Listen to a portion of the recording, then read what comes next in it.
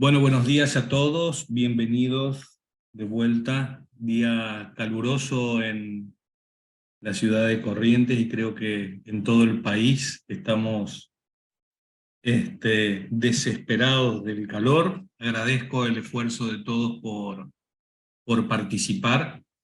Eh, Creo que hay uno que tiene problemas con su video. Ahí está, ahí solucioné. Gracias por estar, gracias por el esfuerzo de acompañarnos, espero que estén disfrutando de este seminario. A nosotros nos interesa mucho y disfrutamos mucho el tema de la participación de ustedes, los debates, las curiosidades y las conversaciones que se dan a partir de esto. Yo creo que es un poco el fin, digamos, esta posibilidad de clarificar algunas cosas en este ámbito de charla, gustoso de que lo podamos hacer. Hago la salvedad de lo siguiente, perdón, voy a silenciar el micrófono de... Un segundito. Voy a hacer la salvedad de lo siguiente. Lo que siempre tratamos, les recuerdo, es que no hay problema con lo que sean consultas, preguntar, que trabajemos sus inquietudes en las medidas en las que hacemos las pausas para poder, justamente para el espacio de diálogo, el espacio de intercambio, el espacio de clarificación, no hay problema. Lo que tratamos de no hacer son aportes personales o contar por ahí experiencias personales. Si lo hacemos allá al final, ya cuando terminamos, para que no se haga algo tan largo, porque si no un poco se nos corre el eje de lo que es el seminario. Lo que nosotros buscamos, el tema de una transmisión, de esta recopilación de historias, anécdotas, investigaciones, vivencias que hemos podido juntar y que buscamos una forma de transmitirla de manera sistemática y organizada. Lo primero que... otro tema, por favor, el tema, por ahí los micrófonos, siempre tratamos de mantenerlos silenciados. Si por ahí a alguno se le escapa, yo se los silencio, es para abrirlos recién al momento de las preguntas. Digo porque si no, las grabaciones después se escucha mucho lo que tienen ustedes de fondo. Ayer quedó fuera de grabación algo que dije al principio, porque realmente entre tantas cosas haciendo a la vez no me di cuenta de poner la grabación, y gracias a Isabelino que me lo recordó. Esta introducción a modo nivelación que hacíamos sobre el tema de las etnias guaraníes. Vuelvo a repetir con la salvedad del caso, porque no es mi especialidad, ameritaría trabajarse con mucho más tiempo, pero como para clarificar de qué estamos hablando, cómo es el tema de las etnias guaraní. Resumidamente lo podemos volver a contar de esta manera. El guaraní no es originario de esta tierra. El guaraní es un migrante, es una nación migrante desde el Amazonas, que se desplaza hacia arriba del Amazonas y hacia abajo del Amazonas. Hacia arriba del Amazonas es toda una teoría sobre los mismos aborígenes Caribe que dan referencia a lo que es hoy el Caribe, y hacia el sur bajan en tres troncos: un proto-mbá, proto-tupiná y proto-cario. Uno baja, el proto-tupiná, al sur de Brasil. Le voy a pedir disculpas a la doctora Lisette, entre otros. Uno baja al sur de Brasil, que son los tupí, otro baja a lo que es el oeste de Paraguay y el este de Bolivia, que son los carios, el noroeste argentino son los carios, aunque parezca mentira, en Salta nosotros podemos encontrar parcialidades guaraníes, pero que vienen de otro tronco. Son guaraníes, pero vienen de otro. Y Protumbá, que es lo que viene a la franja central de Paraguay, lo que llega a Misiones, lo que llega a Corrientes y más hacia el sur. Esto se produjo aproximadamente en el año 1000 de nuestra era. Si bien hay registro de restos arqueológicos muchos antes de ese momento, eran registros transitorios, no eran registros de asentamiento de una cultura. ¿Sí? O sea, el guaraní era un ser transhumante, se desplazaba permanentemente, ríos, arroyos, laguna. Sí, es cierto, en el sur de Entre Ríos hay restos de mucho más de 1000 años de antigüedad, sí, pero se trataba de un desplazamiento, digamos, no era un asentamiento de una cultura. Digo porque estos a su vez, el asentamiento de la nación guaraní desplaza otras parcialidades aborígenes. Esto estaba, la historia de la humanidad se construye así en desplazamiento de una parcialidad sobre otra, es decir, desde acá se pueden haber desplazado Chana, Timbú, Yaros, más al oeste hay parcialidades que no pudieron desplazar, como toda la nación Toba, los Cuom, Toba, Mataco, Huichipi, Lagá, eso no pudieron desplazar, o sea, por eso conservaron su territorialidad. Pero hay lugares donde lograron su asentamiento, fundamentalmente es la Ombudá guaraní. Nosotros cuando miramos por ahí Bolivia y hablamos, qué sé yo, de las reducciones jesuíticas de Bolivia, también tienen un cierto parecido con los pueblos, pero no son exactamente del mismo tronco. A su vez se vuelven a dividir, el Protumbá se divide en los Abá, en los Mbudá, es discutible el tema de los Ayé o de los, ahí se me fue la palabra, o de los Guayaquí, es discutible porque no se identifican como guaraníes, sino como guaranizados, que pertenecen, bueno, sería entrar en otro territorio.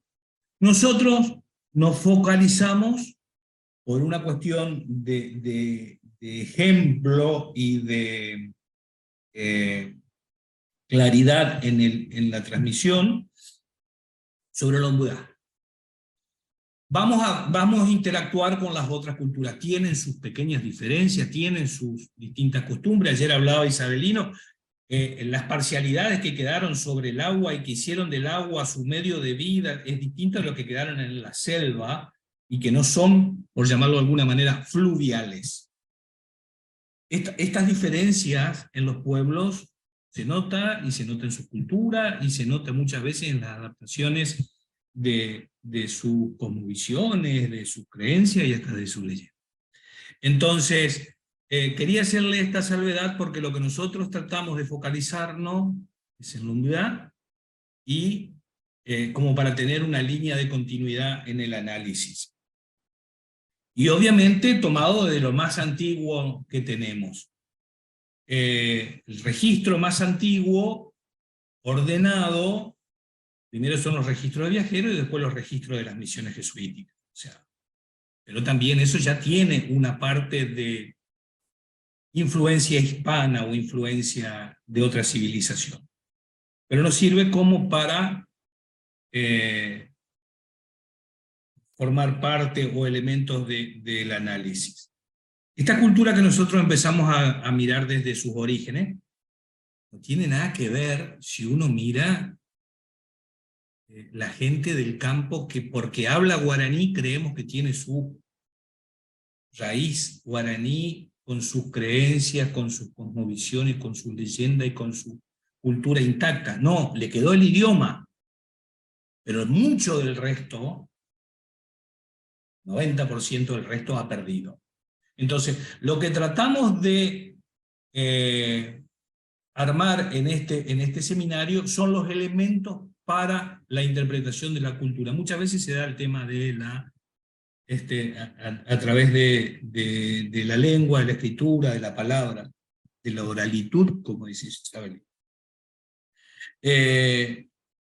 Pero habrán visto lo difícil que se vuelve, y que ha sido tema de conversación ya en varias situaciones, las distintas formas de traducir una misma palabra, porque nos falta en contexto de entendimiento. O sea, para entender algo yo tengo que tener los elementos de análisis de esa cultura. Eso es lo que estamos tratando de llenar, y quería hacer esa línea porque ayer, bueno, la hicimos medio apurado y no quedó grabada, y hay gente que se la perdió. Esta es desde donde hacemos el análisis.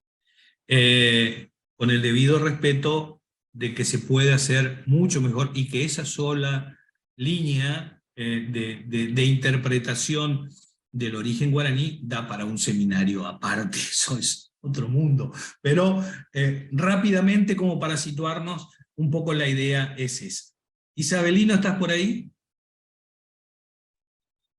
Oye, Carlos, Maízapa. Maiteí. Muy buenos días, un gusto de compartir, escuchando, y por fin parece que el temor de Carlos fue superado ahora con la grabación, ¿verdad? Muy bien, un gusto de compartir. Veo mucha gente de todos los lugares nuevamente ahí conectado. Bueno, estamos lo que tenemos aquí, el calor, Carlos, y está la gente del otro lado que está sufriendo el frío, que está también aquí con nosotros, o sea que estamos compartiendo todo, ¿verdad? De alguna manera. Sí, déjame, aprovecho, Isabelino, para contarle al resto del grupo que hay gente de Bielorrusia, hay gente de España, hay gente de México, hay gente de Chile, hay gente de Paraguay, hay gente de Uruguay, hay gente de Brasil, hay gente de Entre Ríos, obviamente, hay gente de Corrientes, de Misiones, gente que tiene que ver, hay paraguayos, obviamente, que están radicados afuera, y che, no sé si es aprovechando para investigar un poco el tema de su cultura, o, o es añoranza, eh, y, pero la verdad es que para nosotros es un gusto de tantos lugares. Bueno, tenemos la experiencia, a veces lo que pasa con los congresos de misiones jesuíticas, Isabelino, que participa tanta gente, pero que esto que es tan puntual sobre el tema de la cultura guaraní, es un gusto realmente. Y un gusto, Isabelino, siempre te lo agradezco que hayas accedido a esta propuesta. Carlos, realmente yo estoy convencido de que uno cuando vive y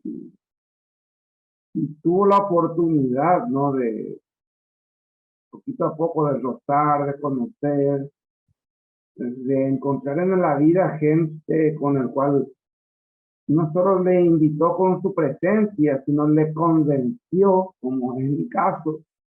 Eh, Solamente un pequeño gráfico, y aunque Carlos dice que no está permitido las anécdotas, quiero mencionar. Eh, estaba en la secundaria, jovencito, y bueno, yo reconocí al padre Meliá, evidentemente, de alguna manera crecí con los jesuitas, por decirlo así, pero yo nunca escuché una versión de él, y yo me formé de alguna manera en esa academia, que era el colegio en ese momento, lo que me transmitían se abría de alguna manera la democracia en Paraguay con su nueva legislación, y entraba el tema del guaraní como una disciplina, ¿no? Dentro de las asignaturas regulares.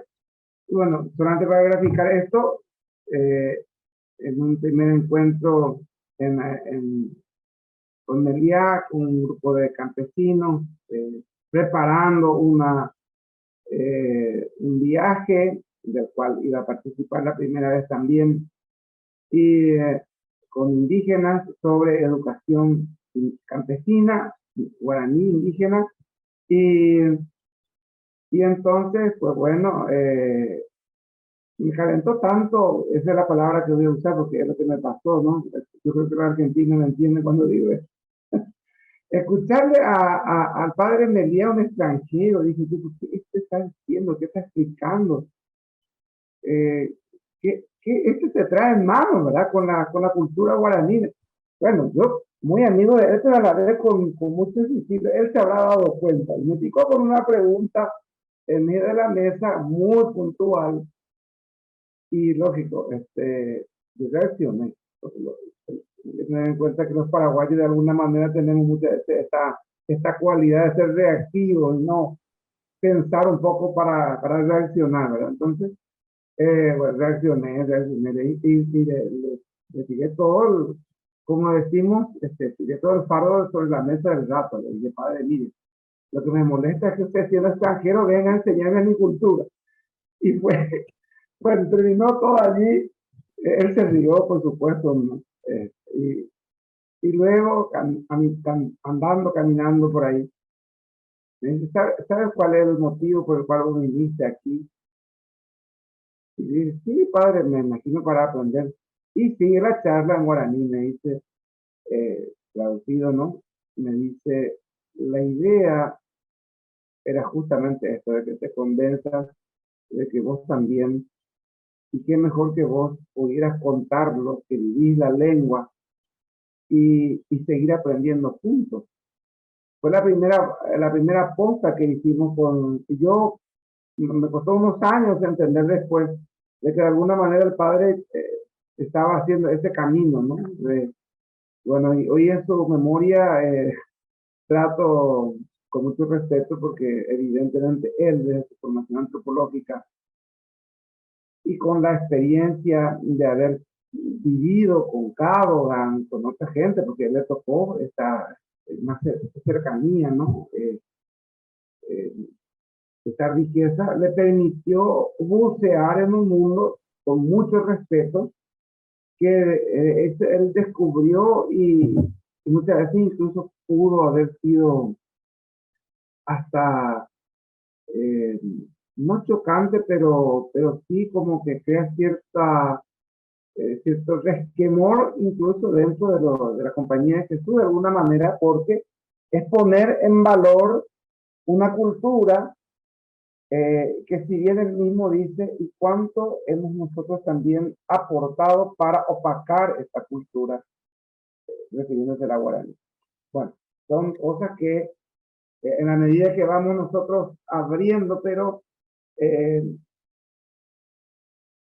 cuando Carlos dice, en la memoria ordenada de las misiones, yo quiero encontrar esos elementos que sí, cuando están apuntados y los leemos desde nuestro ser, lo podemos reinterpretar y encontrar tal cual como lo son.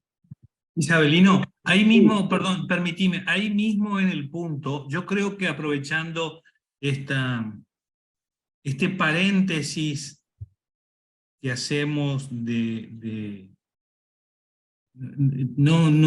diría de nivelación, porque decíamos ayer el grupo es muy diverso.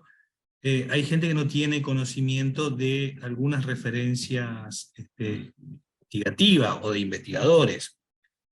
¿Por qué no le hacemos la referencia hoy, por ejemplo, porque lo vivimos citando de quién era Cadogan?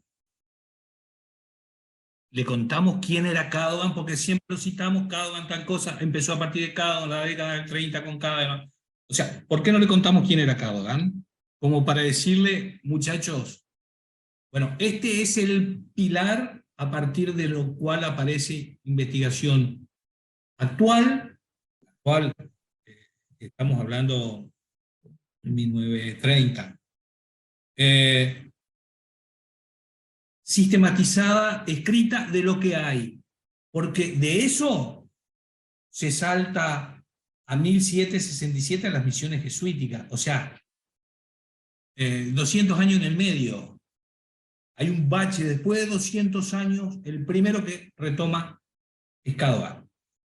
Y a partir de ahí vienen investigadores como Zurnik, como el propio Meliá. Pero contale de dónde viene, contale vos, Isabelina, ya aprovechando tu rol de orador. Correcto, Carlos. Evidentemente, muchas veces en ese afán de querer comunicar y de querer también siempre, y que es lo correcto, ¿verdad? Referenciar académicamente, porque siempre es la pregunta, ¿y en dónde lo leemos? ¿En dónde encontramos? Es una pregunta válida, y si bien Carlos había explicado que de alguna manera hay elementos, o muchos de los que aquí salen, es un poco resultado de nuestras reflexiones y de nuestra propia experiencia.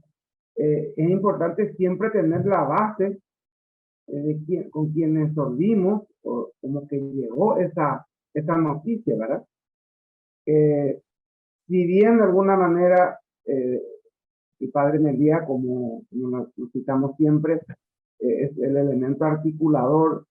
Él lo conoció a Cadogan una vez llegado, jovencito, al Paraguay, más o menos en el año 54. Y Cadogan ya estaba intenso en sus investigaciones y lo anima evidentemente, Meliá, con una formación ya en antropología, porque siempre tienen una formación base paralelo a la teología que la estudian. Y es en ese contexto en que comienza a transitar el mundo indígena. Y Cadogan lo lleva, en principio, a reconocer algunos elementos de la Amazonía, de lo que es el fondo hoy de la Amazonía, y a partir de allí se incorporan luego, más o menos, al principio de la década del 60, ya juntos en el territorio paraguayo. Cadogan, viviendo mucho tiempo con el mundo guaraní, es para hacerlo más fácil, y que quizá tendríamos que leer toda la literatura de Cadogan para entenderlo y de transmitirlo, ¿no? Y lo voy repitiendo varias veces ya.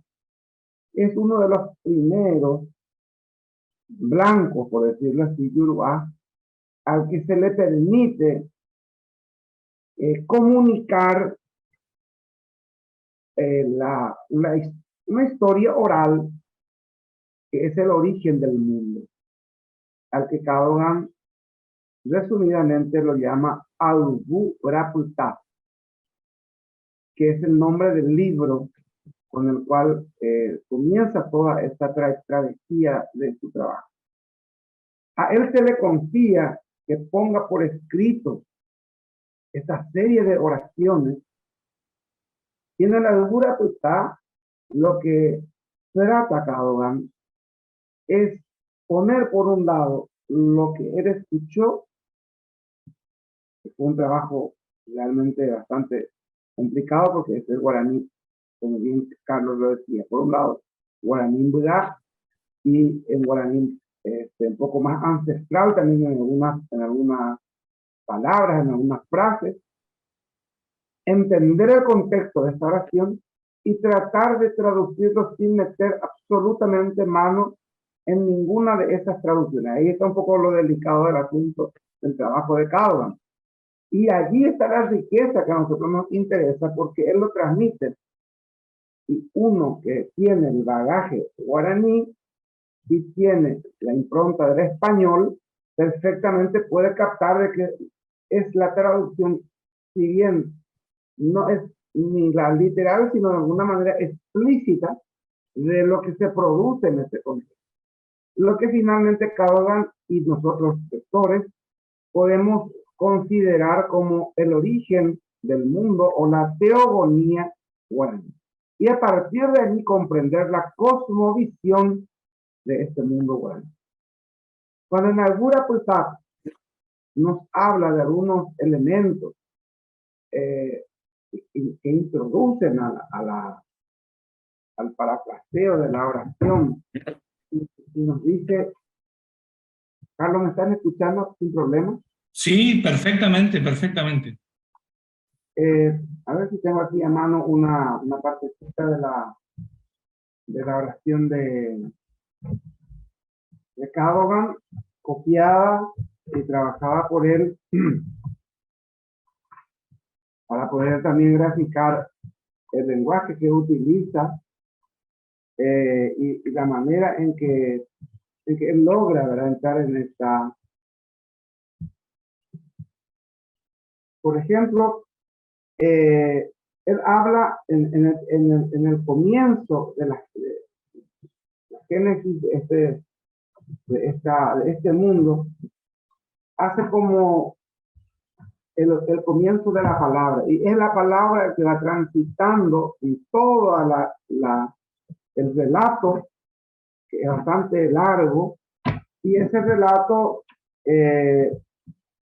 tiene un denominador común, una línea común, que es la palabra, y esa palabra que él reconoce y coincide con elementos del 1643, cuando se le pone por primera vez letra a la palabra guaraní, cuando se habla del aulú o aulú, que decíamos el otro día.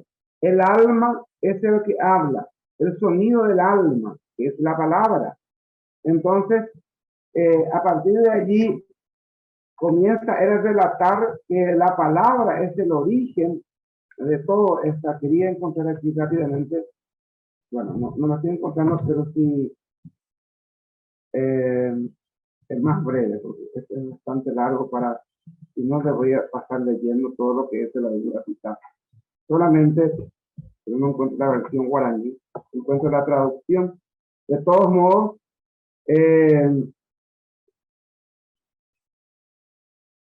el año 59, cuando ya sale la versión final de esta comunicación, el primer material que sale en 1959, de la Albura Putá, él encuentra elementos de la naturaleza con fundamento en la palabra, o lo que él le llama el lenguaje humano, y que de alguna manera hubo una autocreación, y que todo este conjunto de oraciones es lo que él le llama el himno sagrado. Es lo que, y evidentemente, son oraciones que se repiten y que van quedando en ese mundo, y que tanto las autoridades y el común del pueblo, como dice acá un amigo, nos quedamos como aprendiendo esto, ¿verdad? Y esa es la cualidad de lo oral, ¿verdad? Y en un mundo en donde, sin necesidad de que esto sea obligatorio, parece que por el mismo respeto, por la misma manera de ser, de lo que ayer hablábamos del saber escuchar, uno se adueña de ese mundo, de ese espacio, y también de la palabra, como elemento articulador, insistiendo siempre en la cultura. Entonces, esto himno sagrado es lo que Cadogan trabaja, y desde su trabajo, evidentemente, es el fundamental. Hay otros trabajos, como los cuentos, algunas, cuando él ya trasciende dentro del Paraguay hacia Villarrica, encuentra también otro grupo de MBA que le comunica algunas cosas más,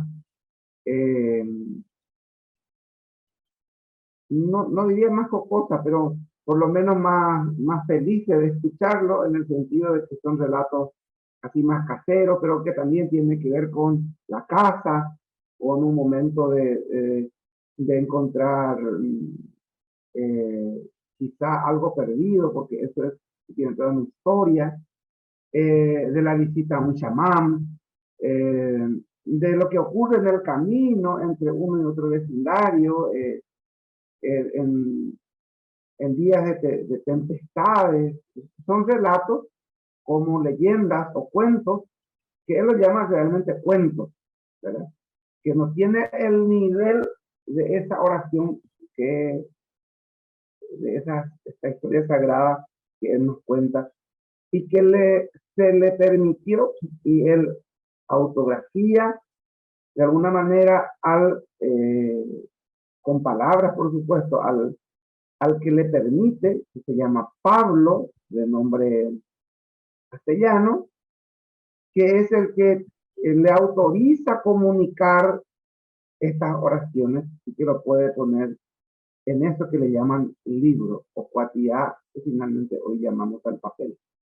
Entonces, por ahí... Perdón, Isabelino, por ahí perdón la interrupción, para pasarlo un poquito en limpio y poniéndolo en una línea de tiempo, nosotros tenemos de una cultura asentada como cultura hace 1000 años en la región, apenas 1000 años, donde los primeros relatos vienen a través de los viajeros, de los conquistadores, relatos anecdotarios, no había investigación. Llega las misiones jesuíticas en 1609, donde se empieza a trabajar hasta 1767, un guaraní viviendo en comunidad y narrando las costumbres de afuera. A partir de la expulsión no hay casi nada, no me atrevo a decir nada, creo que se me puede escapar, o no puedo recordar, casi nada, desde 1767 hasta la década del 30, 1930, cuando aparece Cádova. Fíjense los baches que hay en el tema de la investigación y de la cultura. La investigación propiamente empieza con Cádova. La continúa Meliá, Susnik, y bueno, y ahora sigue nuestro amigo Isabelino. Pero esto es como para darnos una idea de la importancia y de los baches que existen, y por qué referenciamos siempre a las mismas personas, o sea, sobre el trabajo de Meliá, sobre el trabajo de Cádova. Hay crónicas de otros viajeros, o sea, también podemos hablar de, se me va el suizo Isabelino, Bertoni, Moisés Bertoni, otros expedicionarios a la selva, hay otros registros, pero así, a nuestro alcance, que no sea una simple narración, es lo de Cádova, lo de Meliá. Esto es el análisis, esto es el desglose, esto es... Es la evidencia, el resultado de una evidencia. Sí. Tal cual. Si bien Schaden también aporta mucho, Carlos, entre lo que va de Ego Schaden, entre lo que va de Cadogan y toda esa gente antes en la zona de la Amazonía, y hay relatos del final del 600, perdón, 500, 1500, principio del 600, que como se une, así tal como estás diciendo, pero que son elementos que ayudan finalmente. Y son estos primeros dos hombres, insisto, Cádova, que se le permite comunicar, y nosotros hoy estamos sobre esto. Yo creería, Carlos, inclusive que en un momento dado tendríamos que graficar y comenzar a trabajar estas oraciones. Esto es Niemboé, hoy justamente vamos a introducir algo de esto, hablar de Cádova en esa línea, para poder entender también lo que es el espíritu que nos quiso transmitir y dedicarnos un poco a él un día. Por otro lado, tenemos a Meliá, que fue el primer blanco al que convivió, tuvo autoridad dentro de la comunidad como Yoruba, y que probablemente perdió su condición de Yoruba y entró en el Opus. Bueno, ahí, Isabelino, otra aclaración para la gente que no lo conoció. El padre Meliá era un mallorquí, nacido en Palma de Mallorca, y termina reventando en Paraguay con su acento español, que Por eso Isabelino mismo, la anécdota que contaba, que viene este gallego con acento así a venir a explicarnos a nosotros sobre el tema de los aborígenes. Bueno, fíjense a dónde evolucionó, o sea, Meliá vivió y convivió, además del trabajo que hizo durante muchos años en comunidades y aldeas guaraníes, o sea, más allá de que su acento no lo perdió hasta el final de su vida, era un guaraní puro. Evidentemente que la conjunción y la formación que le permitió ser como sacerdote también, esa religiosidad le permitió descubrir más todavía hablando de acentos, y hay que poner un gran acento a la compañía de Jesús, ¿verdad? Como formador de la espiritualidad, y desde esos retiros ignacianos que eran permanentes en la selva guaraní. Porque si estamos hablando de la escucha, si estamos hablando de saber comprender y de saber entender, y de gente que podía estar horas, días contemplando, la contemplación era algo natural y fluía normalmente. Y justamente en esa misma relación, introduciendo ya Carlos, hoy vamos a retomar un poquitito lo que veníamos hablando, como para hacer también nosotros una especie de reducción, pero una buena reducción, en lo que respecta a lo que es el tiempo. Vamos a retomar en ese contexto, gracias a esta genialidad que nos permiten estos señores, reinterpretar un poquitito el tiempo y los valores en este mundo guaraní. Carlos, si me permitís por acá para compartir una cosita. Perdón, Isabelina. Por lo menos ya te habilito, se me escapó. Por lo menos de vista, ahorita que tiene algo, y la deuda que tengo todavía con una gente por acá, por los escritos, pero bueno, hay palabras aquí que me gustaría que la gente ahí pueda verlo. Entonces,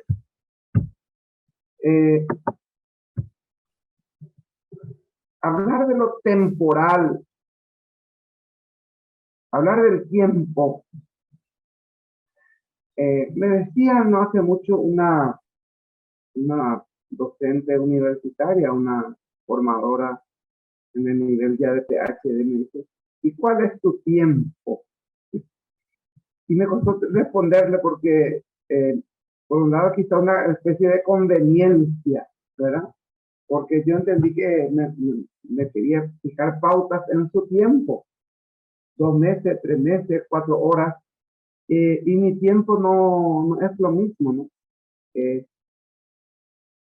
Primero que hablar de tiempo, la palabra así como tiempo no tiene una traducción así literal en el hora. El tiempo es relativo, insistimos, en principio, como es una cultura concreta, al espacio de la luz solar. Pero el tiempo también es relativo a ese nuevo amanecer, que de hecho pareciera hasta evangélico. Nadie se preocupa, solamente se ocupa de ese día. Es una cualidad que tiene el mundo guaraní. No es algo que uno planifica. Yo no, bueno, quisiera creer que yo por ahí tengo esa herencia y reacción contra la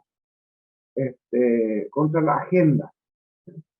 No tengo nada en contra de la agenda, pero yo no tengo agenda. Es decir, uno vive y llega, tiene organizado evidentemente lo suyo, el trabajo, pero aparece un amigo en el medio y bueno, también es atendible. Eso no como quizás algo agendado que bueno, no se pueda, tenga que esperar. El tiempo tiene que ver con la aparición de la lluvia. El tiempo está cortado por quizá un temporal o una simple lluvia.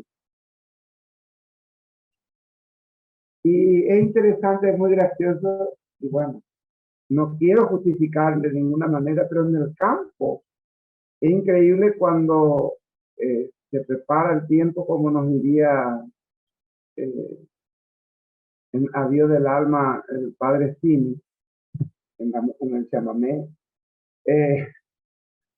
Cuando se viene el tiempo en el campo para todo. No hay trabajo. Lógico, las labores son afuera, evidentemente. No hay trabajo de oficina en el campo, ¿verdad? Se ve increíble, pero se suma esto a la labor de la oficina moderna, que es la escuela.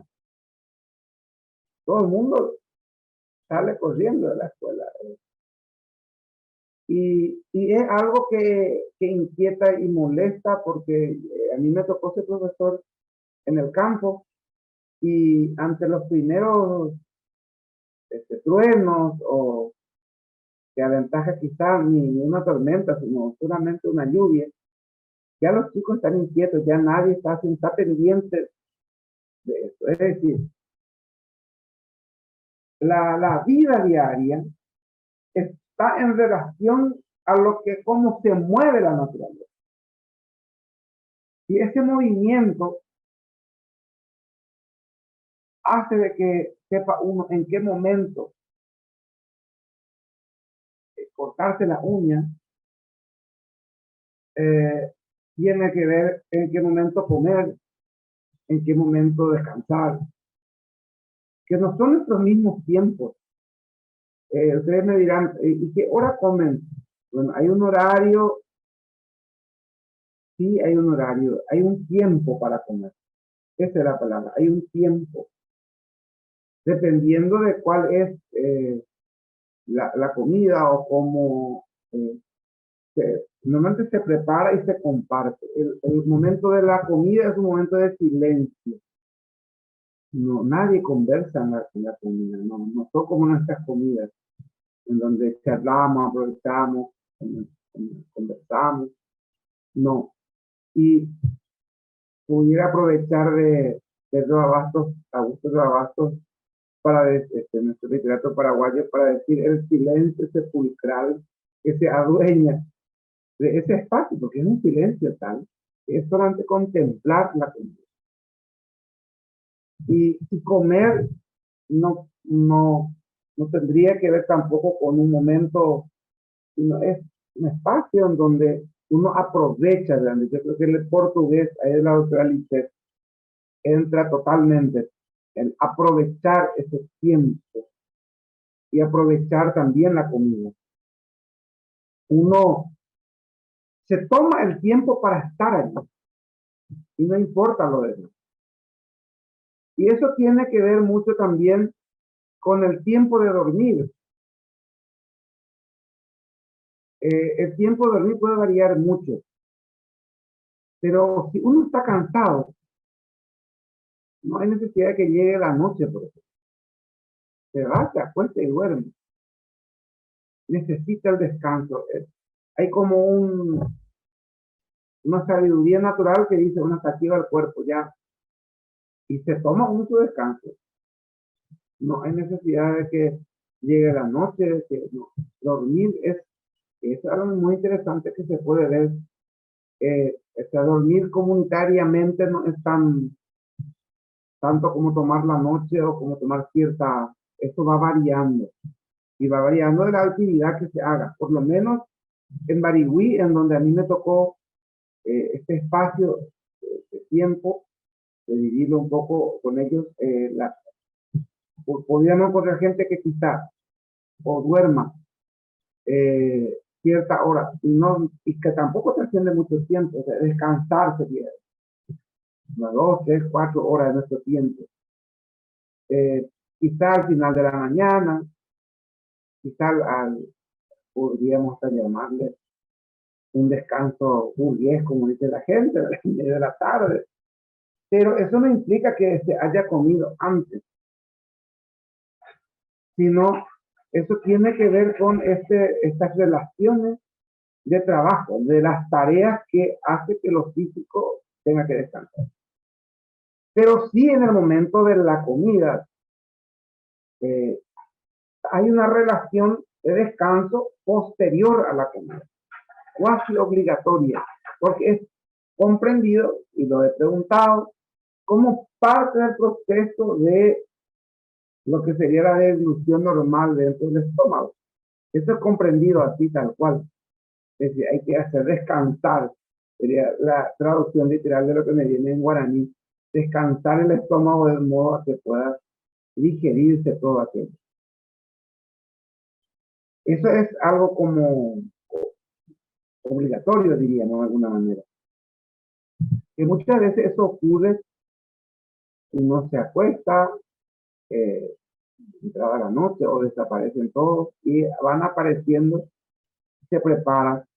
El almuerzo, por lo menos lo que, y eso coincide con hablando de relatos, los relatos de Bertoni, son aspectos muy pulcros, muy ceremoniosos, desde colocar lo que sería un mantel para nosotros,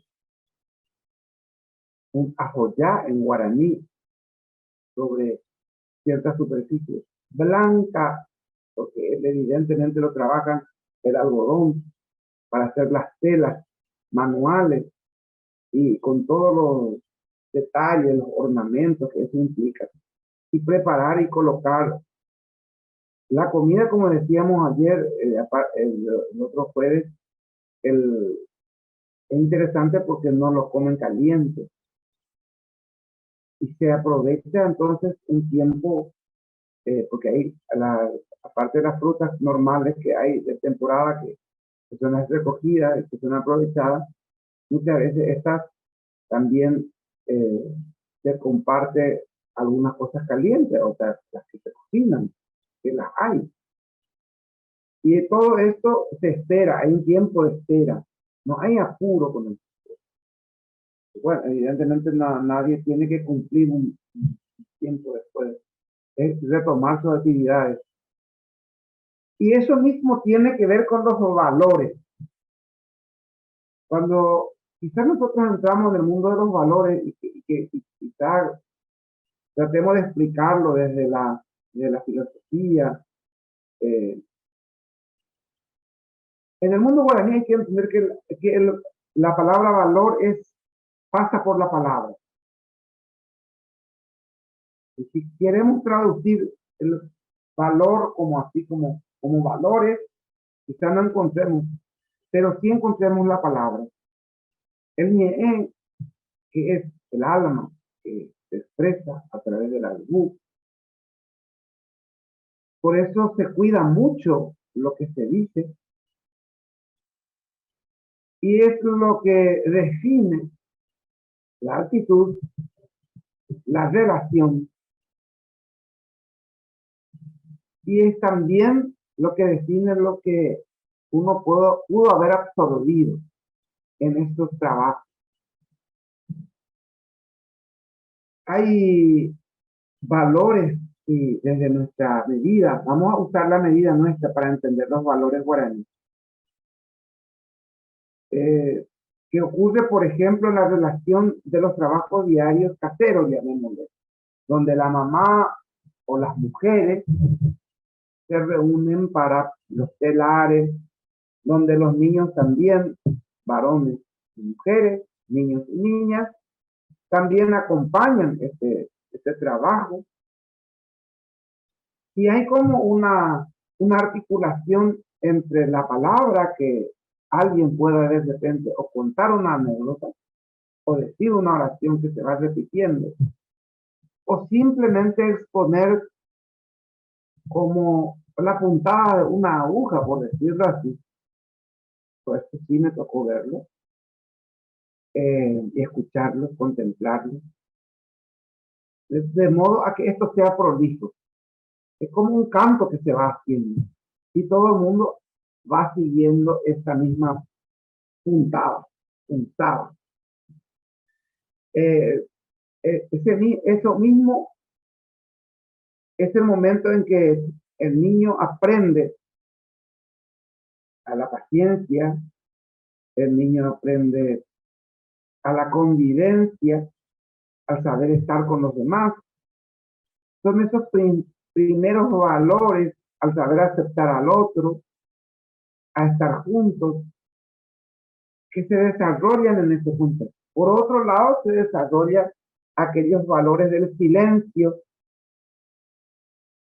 Te decíamos el otro día que para la casa el silencio es algo elemental, porque uno tiene que estar dando seguimiento a un animal para poder tomarlo como presa. Y eso implica sigilosidad, silencio. El silencio también es importante para poder ver los pasos, los modos en que la persona mayor, el adulto, va tomando la posta para la casa. El silencio también sirve para contemplar y reconocer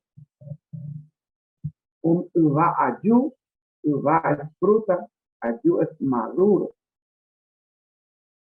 O algo aquel como inmaduro, porque pasa por la contemplación. Y también, como bien lo decíamos ayer, algunas cosas que no se tocan, que no se comen. No es porque hay hambre, vamos a arrancar lo que hay a la vuelta, no, se respeta. Los tiempos tienen que ver con esto. Los tiempos de maduración, los tiempos de preparación, los tiempos para sembrar, porque había sembradíos pequeños de maíz, de mandioca o yuca, como que lo llaman de alguna otra forma, y esto tiene que ver, este tiempo y estos valores de la naturaleza están dictaminadas también por los astros, es decir, por el sol, por la luna, las estrellas, los movimientos. Quizá, por ejemplo, para nosotros, un espectáculo de ver quizá en la madrugada meteoritos, eso implique, por ejemplo, un movimiento para ellos, de que al día siguiente se pueda tocar o no algo, se pueda arrancar o no una fruta, de cómo entró el sol, cuáles son los colores que dio la entrada del sol.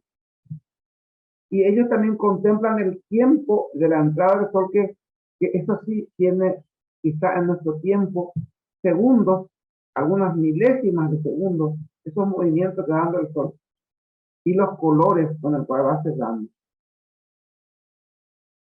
En una sequía que pueda, yo tuve que preguntar, a mí no me tocó la sequía vivir en el espacio que tuve, yo tuve que preguntar una traducción ya al español, alguien que escuchó y que se trató de explicar, y para mí era un poco incomprensible el español, un gallo negro, que sí es un gallo negro. Hasta que lo escuché en guaraní preguntando cómo ellos identificaban luego de una larga sequía la gran probabilidad de lluvia. Y entonces allí aparece el ama. El ama es la lluvia, ama, y a es como cubrir en este contexto, no es el alma. No se olviden que a es el alma, pero acá es como cubrir la sombra que ya viene. Y son como ciertamente lo que se puede escribir en el horizonte, son enormes rayos del sol con formas de sombras en la entrada, en la puesta del sol. Por eso el que vio lo tradujo como rayos negros. Pero parece algo muy terrible escuchar eso. A mí me suena muy fuerte eso de rayos negros. Pero en realidad en guaraní, al escuchar el ama, la sombra de la lluvia, es mucho mejor, que sería la traducción literal. Y ellos cuentan a partir del avistamiento de este signo, serían tres soles, 3 días, y a partir de allí puede uno pensar que va a llover. Y prácticamente no hay equivocación en esa meteorología. Es muy, muy evidente. A la par, a la par va con el canto de algunos animales que ya anuncian también. Y acá, casualmente, en esa misma relación, hay que entender que movimientos de animales, movimientos de pájaros, movimientos que no es normal que ocurra en la noche, en la madrugada, el aullido de un animal que no suele hacerlo o que suele hacer en cierto momento del día. Todo eso tiene que ver con el tiempo, con el uso del tiempo, y tiene que ver con los valores de respetar ese espacio natural para poder aprovechar. En una especie, para tener una idea nada más, porque esto podemos estar todo el día aquí, volvemos a repetir un poco esos elementos de la naturaleza que responden al tiempo. Ahí tienen escrito en guaraní la palabra ara. Ara, que hoy en guaraní también actual se traduce por cielo, porque hay que entender que el tiempo, de alguna manera, en realidad la palabra cielo en guaraní es vaga, pero también el mal tiempo, en una introducción quizá hispana, se fue convirtiendo en Arabai y Araponá, trayéndonos a la palabra tiempo en el español para decir mal tiempo. Pero originalmente la palabra Ara es este espacio de luz en el que se puede aprovechar y que se puede usar la naturaleza en favor y corresponde. Entonces, no son 24 horas, porque actualmente también en los diccionarios modernos, al menos guaraní, paraguayo, van apareciendo que ara es ara, significando día tras día, y sabemos que el día son 24 horas, no dependiendo de la luz solar, que puede variar entre el invierno, que puede ser 8 horas, o un verano, que puede ser 14 horas de luz. No tiene nada que ver, son tiempos de luz. Y allí entra el elemento de la naturaleza que hablamos como el ojo, de alguna manera, de Dios. Por eso que se puede aprovechar el sol, el cuarajú.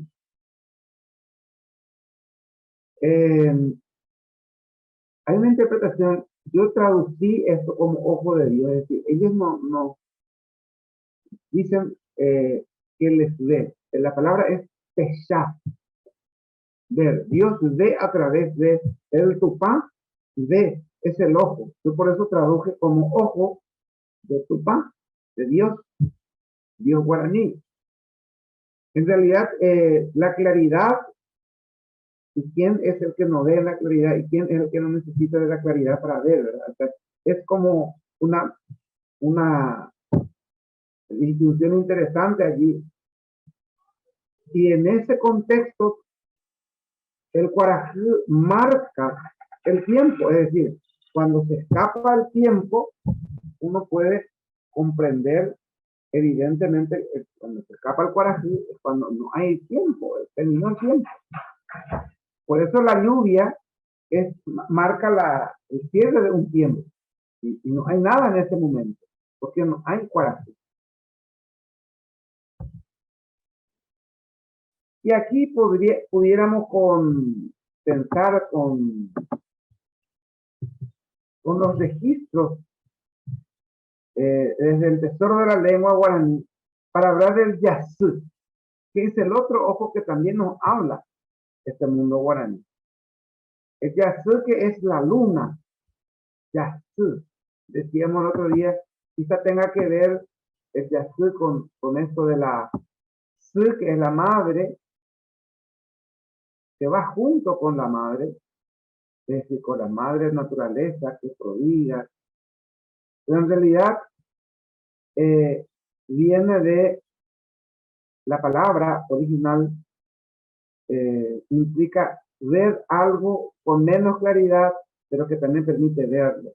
La madre permite ver en cierto momento. La palabra azul en guaraní es algo que de alguna manera no, no se puede hacer bien. Por ejemplo, alguien que pasa mal es oiko azul. Y sería lo contrario de poná, lo bueno, lo lindo. De alguna manera también, y sabemos, no es el mismo sol, la claridad de la luz del sol, pero de alguna manera hay esa otra claridad.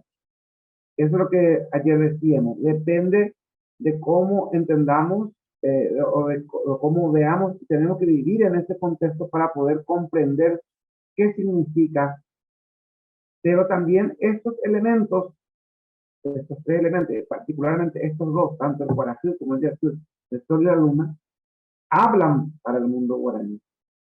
Por eso, con los registros de Montoya que tenemos aquí a mano, de acuerdo a los registros de yazú es luna, y ya el mismo Montoya trata de describir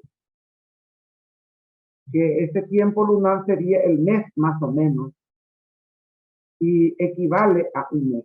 Hay que entender esa palabra equivale. Esto está copiado literalmente de Tesoro de la Lengua. Y ahí va detallando los diferentes momentos lunares. El Yasú-Púramo, que es el principio del mes. El Yasú o Jehová Unje, aquí es guaraní antiguo. O Jehová o Jehová es cara en este contexto. Unje lleno. Botáramo. En botar es no está lleno. Miren que la palabra es bastante compleja, porque ya dice que está lleno, pero no tan lleno. Lo completa con botáramo. Botar es algo cercano. Si yo pienso que alguien, o quiero explicar que alguien está llegando a un botá. Y eso es mediado de mes. Luego está el Yasú Cañín Cacáramo, guaraní antiguo también, que implica el fin, al final, que sería el cuarto menguante más o menos en este contexto. Y Cañé es porque desaparece y desaparece de afuera, desaparece de la vista. Esa es la traducción literal de esta frase. Esto lo podemos encontrar también para graficar un poco más en otro contexto. El Yasú Asayeram. Yasú. Le agrega la palabra Montoya, se lo escuchó, no lo separó, aquí quizás nosotros cortamos para decir Yasú. Aquí dice Yasú Asayeram. Está la luna en medio del cielo. Es decir, decíamos que vaga, cielo. Es agua, que es lo que se puede percibir en la distancia. Es el color del agua, ¿verdad? Es el azul del agua. Entonces, es el vaga, que se mueve, que está encima de nosotros, nuestro techo. Y la luna, como se pone en el medio, y hasta allí es el mediodía, traducido literalmente, hasta allí. La palabra que aquí pueden percibir, hasta allí. ¿Cuándo es? Iramó es cuando es el mediodía. La luna en el medio de como que se ubica como si fuera el mediodía. Esta sería la traducción más o menos para que se entienda. Es decir, como la luna que está en el medio del cielo. Y en ese mismo contexto, por decirlo así, si yo traduzco, y quizás en una mala traducción pueda entender de que yo pueda ver la luna de día, y no es eso lo que quiere indicar, sino es dónde se ubica la luna, que sería en el momento del plenilunio. Ya ayer, quizá para un guaraní paraguayo actual agregaríamos otras frases más para ser más explícitos. Pero en el contexto guaraní antiguo, tal como Montoya lo registra, está explicando el lugar exacto donde está la luna. Así que se describen las frases de la luna de la siguiente forma. Y esto copiado de Montoya y que de alguna manera también trasciende hasta nuestros días. El Yasuprahu, que es la luna nueva. El Yasucacuá, que es la creciente. Yasuputuangaibo, el menguante. Y Yasuputumba, que es el Putumbabaí, que es el menguante. Y luego hay algunas apreciaciones. ¿Por qué estamos haciendo la apreciación de la luna? Porque todos estos momentos, cada fase lunar, tiene una actividad, es decir, implica el tiempo para hacerlo. Por eso que es interesante. Esto marca el tiempo. Son los relojes naturales. Y en un Yasuputumba, por ejemplo, Bahí, por eso es Bahí. La palabra Bahí siempre cuando ustedes escuchen tendrá que ver con algo que no se pueda resolver o que ya es algo, la traducción es feo. De ahí, por ejemplo, la palabra yaí para implicar una herida que prácticamente no tiene cura, por ejemplo, yaí. El bahí en este caso no se puede hacer absolutamente nada. Y es el tiempo en el que jamás uno vería a un guaraní transitando, recorriendo. Nadie, no hay ningún movimiento. Es un espacio total de queda. Increíble. Yo he visto en nuestro tiempo este espacio de queda y sentí el mismo temor. Yo no sé si pasó en la ciudad de usted, pero al menos aquí en Paraguay, yo nunca participé en una guerra, gracias a Dios, ¿verdad? Pero colocaron en un altavoz por las calles, cuando comenzó la pandemia, salieron las resoluciones, los decretos presidenciales, colocaron por unos sonidos, unos sonidos de toque, de queda, un sonido terrible. Ese mismo miedo lo sentí cuando viví en ya se tumbaba ahí. Porque te transmite, la comunidad te transmite, uno no puede andar recorriendo, porque no sé qué es lo que pasaría, nadie tampoco dice, ¿verdad? Pero algo pasaría. Es preferible no atentar. El atentar contra la naturaleza es un elemento muy en contra de cualquiera que vaya a quitar una hoja verde, que para nosotros quizás sea normal. A ver, arrancar una hoja al pasado. No. Eso sería como comenzar a tener ya unos problemas así medio complicados no con la naturaleza misma, sino con la comunidad que es la que la cuida. Esto en el registro de Montoya también aparece, por ejemplo, Yasui o GI, ¿verdad? Hace o dice la luna. Yasui que ponerse la luna. Son momentos muy importantes. Por ejemplo, en el Yasui Plascu, insisto con el tema de cortarse, de hacer podas. En el Yasui Plascu se puede cortar. No se puede ni arrancar nada, ni podar nada. ni quitar quizá algo que pueda servir para un arco, para una flecha. No está permitido. El Yasú Puerto Angaibo es el momento entre el Yasú Cacuá, en la creciente, y entre la menguante, en la que se pueden hacer estos movimientos, incluso de plantación, por ejemplo, de la mandioca, se hace en el Yasú Puerto. En el Yasú Puerto Angaibo se pone el maíz, lo que va a dar fruto afuera, lo que va a dar fruto de raíz. Es decir, todo eso tiene que ver con el respeto a lo que dicta y al como a vivir en consonancia con todo lo que nos expone, ¿verdad?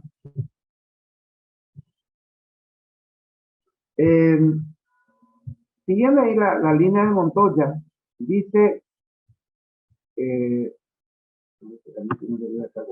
perdón,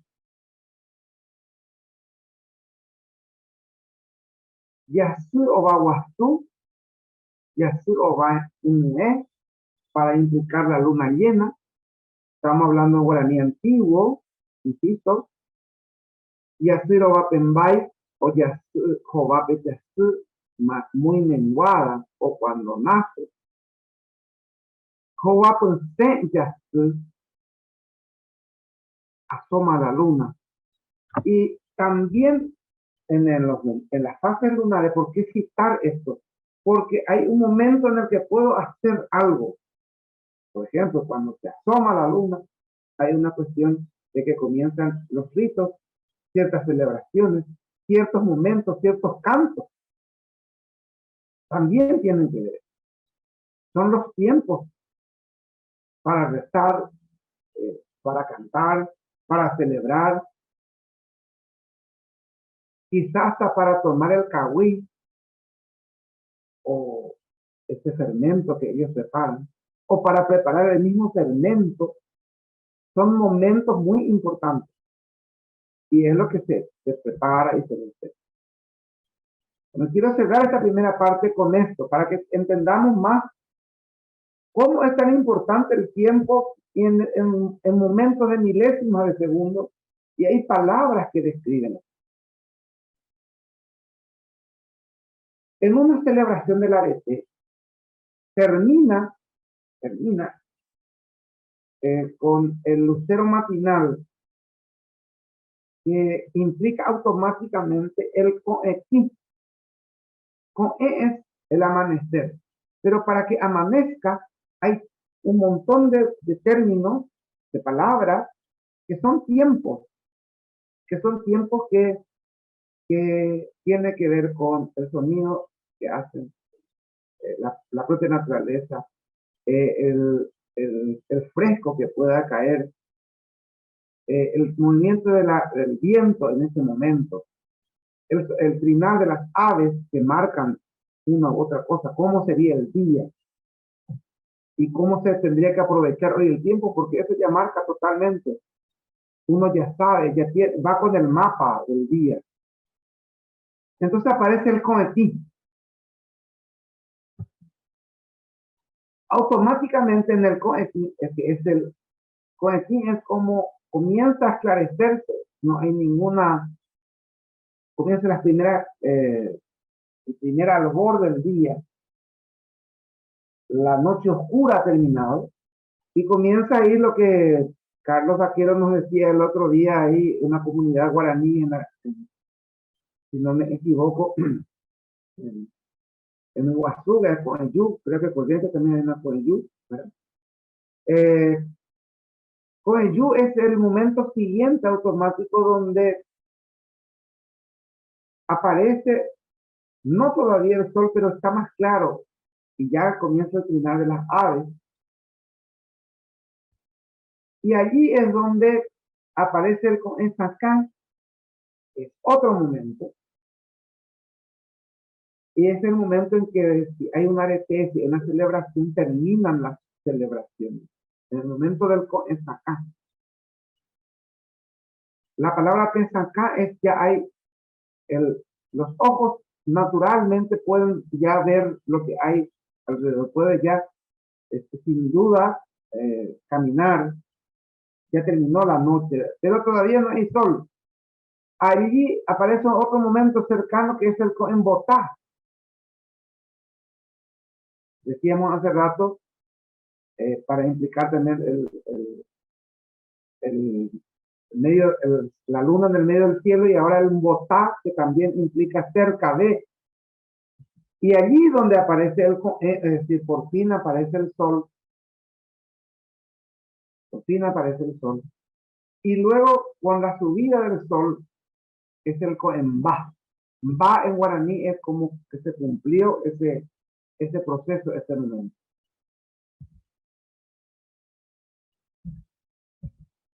Bueno, se me perdió la tarde aquí, no sé por qué regla de tres, pero voy a decir oralmente por lo menos. En el Coembá luego aparece el momento del Asayé, que es la media mañana, y hasta Yemboté, como recién decíamos en el otro Opulté, en guaraní antiguo, que significa el mediodía. Y a partir de ahí comienza el Caarú. El Caarú vuelve a tener todas me voy a mencionar porque es lo que tengo aquí, al final de la tarde. Miren que si todo el día tiene momentos, solamente esto es de la tarde.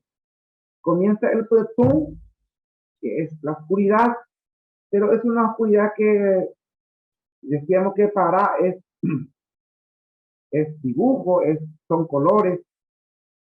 Y en este caso, tú para es como que uno comienza a perder los colores. Interesante la descripción que hay. Luego hay el Putumbo, todavía no llegó la noche, es el momento que sería, por eso que en los diminutivos decía ayer se usa tanto en guaraní, en castellano, perdón, para hablar. Entonces la tardecita, y algunos alargan la I para decir la tardecita, porque es el Putupará, es el Putumbo. El diminutivo no aguanta para seguir soportando todos estos momentos. Y recién ahí aparece el Putum, que es que cayó, comienza a caer la noche, pero todavía no es la noche, el Pujaré. Y finalmente el Pujaré, Pulte o Pujaré, bueno, son momentos para que, de hecho, que no voy a pretender que se aprenda aquí el vocabulario guaraní, pero es para que no tengamos esa línea que Carlos siempre habla. A ver, de donde hemos dice Carlos, metámosle. Entonces, para que entendamos, hay una línea desde el momento del amanecer hasta el momento de la noche, que son los que determinan el tiempo y determinan el movimiento o la relación que hay en la comunidad. Tal cosa se hace, tal cosa se hace lo otro. Y eso implica la relación que estamos hablando. No se permite, en el momento del que tú paras, por ejemplo, ya los niños son recogidos. Los niños son los más cuidados en el mundo guaraní. Y no tienen por qué estar en el Putumbú, mucho menos en el Putumbú. Aparecen ciertas explicaciones como que lo vamos a hablar en un momento dado, de los dueños de las cosas al cual los niños tienen que exponerse. Lo mismo pasa con la tarde. Hay seres mitológicos que aparecen, como por ejemplo el Yastur Yateré, un ser mitológico que es el duende que puede, de alguna manera, según la mitología, aceptar o robar a un niño. Todo eso está en el imaginario colectivo, pero que se transmite y son valores, y para que descanse la gente en un momento dado, pues aparecerá eso. Nadie habla de algo impuesto, nadie impone, nadie dice cállese, tranquilícese, no se mueva, duerma, vaya, no. Esas imposiciones no hay. Es la misma naturaleza que va ordenando desde que ya terminó el tiempo para esto y comienza el tiempo para lo otro. Vamos a sacarlo hasta aquí, hacemos preguntas, conversamos. ¡Qué bárbaro!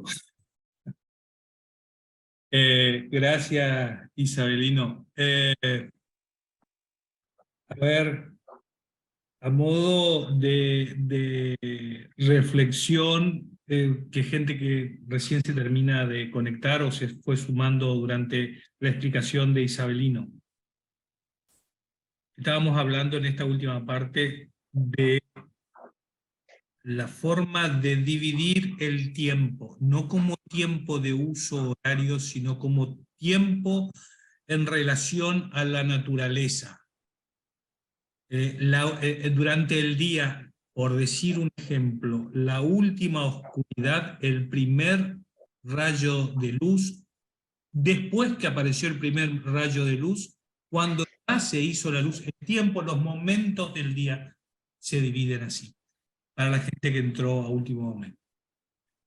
Bueno, dejamos abiertos los micrófonos para las preguntas, en orden, como quieran, alguna seña disponible. Comienzo respondiendo brevemente antes que la gente participe oralmente aquí, Carlos, con el chat. Dice, Olga nos pregunta, ¿hay muchos sonidos en el idioma? Bueno, sí, hablábamos de la importancia, Olga, de esta relación que hay con y como un orden fundamental. Yo lo clasifico como las palabras más importantes y hay como un orden otra vez en eso. Una clasificación que suelo hacer con el partiendo fundamentalmente del después del que es la madre, y porque hablamos de una cultura matriarcal, y en consecuencia un montón de elementos de la naturaleza que todos llevan el y sí habrá sonidos que compartimos en una u otra cultura, evidentemente. Y Ignacia nos pregunta si hay un tiempo donde hay un sin tiempo. Y justamente de eso es lo que hablábamos, ¿verdad? Este tiempo, especialmente del Yasuko ahí, en el tiempo de la luna menguante, es el momento en el que comienza un tiempo en el que prácticamente todo desaparece. Y también los momentos así de tormentas, de que la naturaleza está, como decimos en guaraní, hipoxú, es decir, se manifiesta enojado, diríamos mal traducido quizá porque poxú es la manifestación del mal, decíamos, pero muchas veces es la manifestación, se respeta en la naturaleza y cuando reacciona se respeta. Entonces, uno se detiene. Ese tiempo no, nadie lo perdió, nadie dice, ay, qué pena porque llovió, no nos encontraron, ay, qué pena porque llegó se cerró. Estamos al final de la luna y no vamos a poder ir de pesca. No, no. Es un tiempo en el que sí se detiene el tiempo. Y como es un tiempo en donde no hay preocupaciones, es algo bíblico. O sea, si los cristianos nos vamos en este mundo, evidentemente podemos disfrutar del evangelio así como tal, ¿verdad? O sea, es una belleza de cómo no es la parsimoniosidad, es la paz, es la paz, es la paz, es la relación con esa naturaleza. Yo me decía, hablando del padre Melieme, como tengo este problema de calvicie, me decía, eres el único tipo estresado aquí en esta naturaleza tan tranquila. Bueno, vaya, ¿no?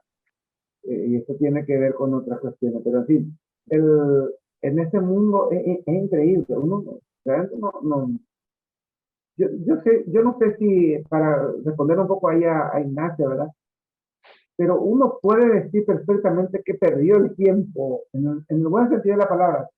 No hay esa preocupación, que quizá una vez que salgamos o que yo sé que afuera que va a llegar el fin de mes, que llegó el principio de mes, que no sé qué es la factura de esto de la luz, del agua. Estos problemas del tiempo nuestro no hay, evidentemente. Y tampoco hay el tiempo uno se toma el tiempo de estar con el otro. Porque cuando te dice, vamos, yajá, y uno va. El yajá puede durar un día, 2 días. Por eso que alguien que me diga, por ejemplo, a mí, y eso me pasa, y Carlos suele sufrir ese tiempo conmigo cuando me dice voy a Paraguay para reunirnos y él sabe que tiene que por lo menos venir 2 días porque mi tiempo no es su tiempo. Yo vivo de alguna manera esto. Eh, y no es que él va a venir a las 2 de la tarde a reunirse conmigo, no, no pasa por ahí. Yo vivo otro tiempo, entonces Carlos está siguiéndome porque sabe que ese es mi tiempo. Se va de un lado para el otro y ahí conversa conmigo, ese es mi tiempo. Y estar juntos, ¿verdad? Es interesante y muchas veces dice, voy a traducirlo al castellano, dice, voy en un ratito a Jata, a Naite. Depende cuál es mi Anaite, porque puede ser que esto, o sea, si yo traduzco en un idioma en el que trata de decir Anaite, bueno, Anaite va a ser dentro de 5 minutos, en mi tiempo, pero al Anaite puede ser Anaite dentro de mediodía o Anaite dentro de un año, o Anaite, no sé, pero Anaite, este sería el tiempo más cercano en que pueda irme, pero no es tus 5 minutos, no es mi, no Se es mi, traduce de otra manera, Isabelino. O sea, en la actualidad, quienes tenemos vínculos con el Paraguay o amigos paraguayos, es común escuchar las 5, decir a las 5 de la tarde, hora paraguaya. O sea, ese hora paraguaya, vos sabés que puede ser las 5, las 6, las 7 o nunca. O sea, porque, porque este concepto del tiempo viene en el yo indígena del ciudadano de esta región, y ellos lo tienen incorporado y lo aclaran inclusive. O sea, no es una cosa para una reunión, pero en una juntada de amigos, en una charla o en un acordar, no te dijeron, hora paraguaya, vos sabés que te dijeron a las 5, pero tiene un margen de tolerancia amplísimo justamente por este tipo de cosas, porque se incorporan otros elementos a la cultura. A la actual se incorporan aquellos elementos de lo que está hablando Isabel. Abrimos las por preguntas. favor. ¿Alguien más ahí en el chat? Ahí, Isabelino. Sí, por aquí, a ver un momentito. Eh, los registros de Montoya están en una biblioteca, sí, se puede acceder a los registros, evidentemente.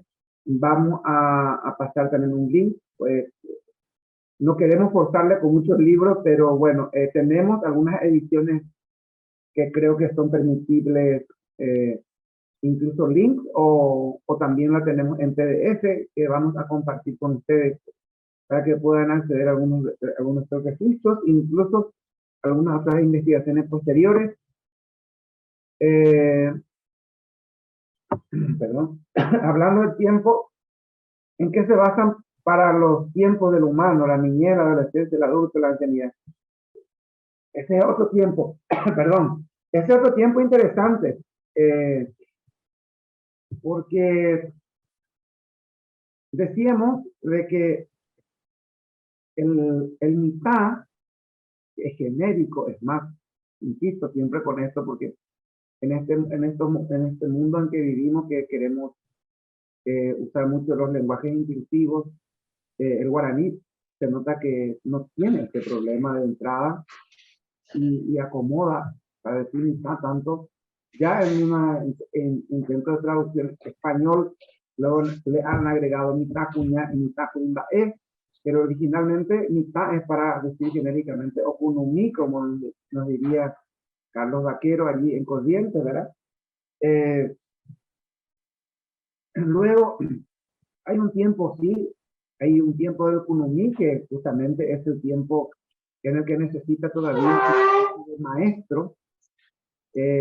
Los primeros maestros de alguna manera son los que los cuidan y se llama Jerecuá En las misiones jesuíticas, los jesuitas automáticamente tomaron esta palabra y les puso un jerecuara o un catequista. Esa misma figura lo llevó a ese contexto. Pero los jerecuás son más allá, son los propios, puede ser cualquiera, o sea, no es que uno asume, no tiene ningún salario, evidentemente, no, es el profesor, la profesora. Todos los que estamos aquí en la sala somos automáticamente jerecuás, somos responsables, hay una corresponsabilidad de ver. Y allí también el otro extremo, ¿verdad? Porque de ver qué cosa, porque ellos dejan a la libertad, el niño tiene que aprender a tocar, aprender a no meter la mano en un lugar X. No hay ese no toques, hey, quédate, no, ese no hay. El cuidado implica justamente dejarlo al extremo de que si hay un caso último, pueda ser defendido, pero no la prohibición. También parte de los valores que hay que...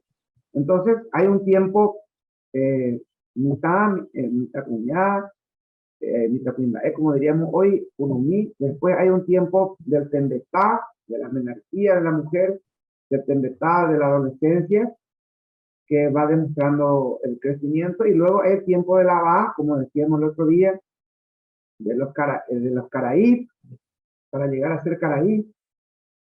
Posterior a la va, y luego lo que llegan a la ancianidad, como tomarían esa posta de ser el caraí de la comunidad, o que pueda ser chamane, o que esos tiempos. Pero, por ejemplo, la palabra tuya, que es viejo o vieja, solamente eran para las cosas en el mundo guaraní. Algo interesante. Nosotros hoy decimos caraítu ya para implicar lo anciano, por ejemplo, pero ya en guaraní paraguayo sería un ma, caraí un ma en todo caso. Es decir, una persona que tiene un tiempo vivido, un ma, que también es un tiempo interesante, porque si yo digo un ma, puedo referirme a algo bastante antiguo, pero también puedo decir, por ejemplo, un ma cuando yo era niño, y el ma cuando vinieron los jesuitas. Es interesante el tiempo, el ma. Tendría que escucharme bien de qué me estoy refiriendo para que me entiendan. Si es algo cercano, algo lejano, porque bien puedo... de ahí viene Imaguaré. De ahí viene el maguaré. De ahí viene el maguaré, justamente. El guaré, en este caso, de lo que aconteció en ese mar. Y eso Carlos y colegas todos aquí, puede implicar los relatos de la abuela, los relatos de las misiones, los relatos que nos llegan el maguaré. Y eso, ¿verdad? A ver, eso es lo que preguntaba ahí Cristina, no sé si responde de alguna manera. Así como nominalmente sería esta caraí, por decirlo, y sí hay nombres como para decir, por ejemplo, para referirse al abuelo, sí hay palabras, pero en una función así de nominal de relación con su abuelo, es decir, su abuelo paterno, materno, y eso, ¿no? O sea, la palabra así, anciano como tal, por ejemplo, por eso en las traducciones de documentos de las misiones jesuíticas, o cuando se trata de explicar el colegio de ancianos, como diríamos en español, ¿verdad? Esta colegiatura de gente grande que reúne a los caraí a los chamán, o a los abapayé, que serían los demás grados. Son grados los que definen en realidad los tiempos de la edad, por decirlo así. O sea que en el mundo guaraní muchos serían felices porque no hay problema con la edad. Es más, cuanto más añejo, mejor el vino. Por ahí va la cosa. Gracias, Isabelino. Y Victoriano había pedido la palabra.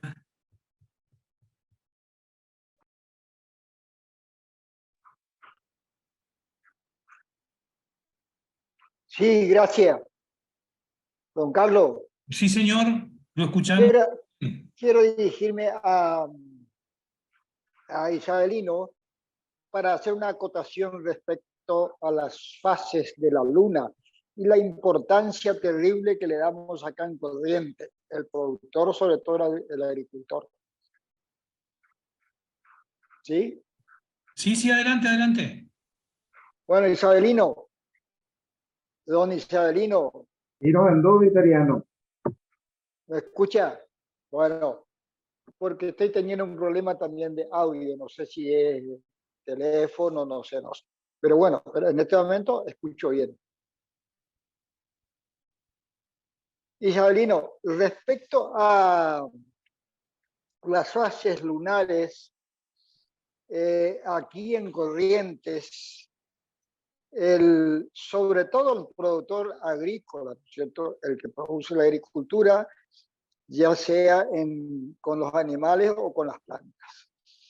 Bueno, yo no sé si esa cultura que practican acá en Corrientes todavía es común al resto del mundo guaraní, diríamos así. Por ejemplo, no solamente tienen en cuenta lo que usted decía hoy, las características de la fase, ¿no es cierto? Por ejemplo, el cuarto menguante, que es la época que acá en Corrientes exactamente se realizan las siembras. Primero, por supuesto, hacen la limpieza de los montes, es decir, el rosado, ¿no es cierto? Y después hacen la siembra. Pero esto está indicado por la naturaleza. Por ejemplo, hay un árbol que yo sé que para los guaraníes es sagrado, que le está indicando el tiempo en que tienen que comenzar a preparar el suelo y hacer ciertas siembras. Por ejemplo, el trasplante de la sandía, la siembra del maíz, etcétera, etcétera, que es preferentemente el cuarto menguante. Bueno, ¿cuál es esa planta que le indica que ya es época en que tienen que comenzar y pueden trasplantar, que se produce más o menos en el mes de agosto o a veces julio? Ellos tenían en cuenta fines de julio y agosto para realizar esa siembra, pero con el cambio climático que estamos sufriendo ahora, ¿no es cierto?, están cambiando los tiempos, o sea que las heladas se están prolongando más, se van hacia agosto y hasta fines de agosto. La sandía acá en Corrientes se planta fines de agosto o con alguna tecnología se hace un poco más temprano, es decir, resguardarse de la helada. Bueno, yo quiero saber si estas culturas se están practicando o se están olvidando digamos, los originarios o descendientes que somos nosotros. Nos estamos olvidando o nos están abrazando, digamos así, la tecnología que modifica un poco la forma de hacer las cosas. No sé si me entiende la pregunta. Sí, Victoriano. Nosotros aquí desde la Fundación Tierra Sin Mal y estamos convencidos justamente de que este tipo de encuentros nos hace de alguna manera y retrotraernos a este tiempo y con un interés de recuperar, por un lado, desde un poco más del mundo académico, esta memoria, pero por otro lado también intentar de cultivar, de que esto sea como la piedra, no en el zapato de nadie, sino la piedra en el agua, que sirva de ondas y que vaya creciendo nuevamente. Y cuando comenzamos a escarbar, Victoriano, amigos queridos, encontramos de que en el mundo campesino, en las pequeñas aldeas que aún existen, y en el gran mundo campesino de Misiones, Argentina, Corrientes, en las zonas del Brasil, en Río Grande do Sur, en la gran parte del territorio, toda la región oriental de Paraguay, pudiéramos nosotros encontrar que en el mundo campesino nuestro se sigue practicando de alguna manera estos conocimientos que están latentes. Hay algunos más enriquecidos inclusive. Por ejemplo, yo no voy a entrar porque no lo conozco. Por ejemplo, el tema de la mandioca, la yuca, no sé si Carolina en Chile conoce lo que estamos hablando de la mandioca, que es sí, acá, disculpe, acá nosotros le llamamos mandio en guaraní. Mandio. Así nomás. Pero la clasificación de la mandioca, por ejemplo, hay una clasificación otra vez respecto a la plantación, ¿verdad? Que es posterior justamente a ese tiempo que usted está mencionando, es decir, no solo estamos hablando de las fases lunares, sino también estamos hablando de los diferentes movimientos que ocurre en la naturaleza, en relación al verano, al invierno, al otoño, ¿verdad? Pero eso tiene que ver también con elegir el tipo de mandioca que se va a plantar por el tipo de terreno, que también hay una manera de reconocerlo, por la cercanía de cierta agua o por la lejanía que puede haber en un lugar más alto. Todo eso tiene que ver y hay una clasificación para que la mandioca pueda saber bien. Voy a decir una frase en guaraní con la disculpa del auditorio, que el victoriano me va a entender. A mí iró, para que no sea amarga, ¿verdad? Todo eso tiene que ver. Yo no voy a entrar en ese detalle porque no manejo tanto en ese punto, pero sí yo sé de que, por un lado estamos hablando del tiempo y por otro lado estamos hablando de una cuestión de la agricultura, un riquísimo conocimiento que también tiene que ver con el cuidado de la tierra que se está utilizando.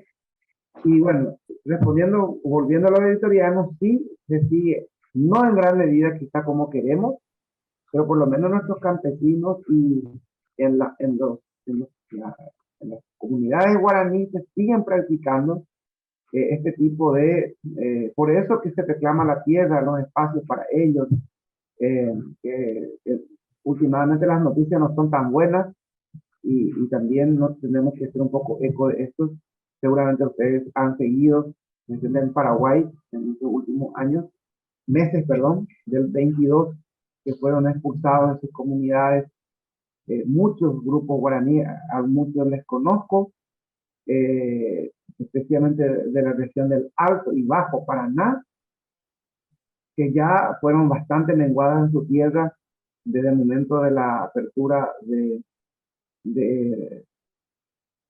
la hidroeléctrica, ¿verdad?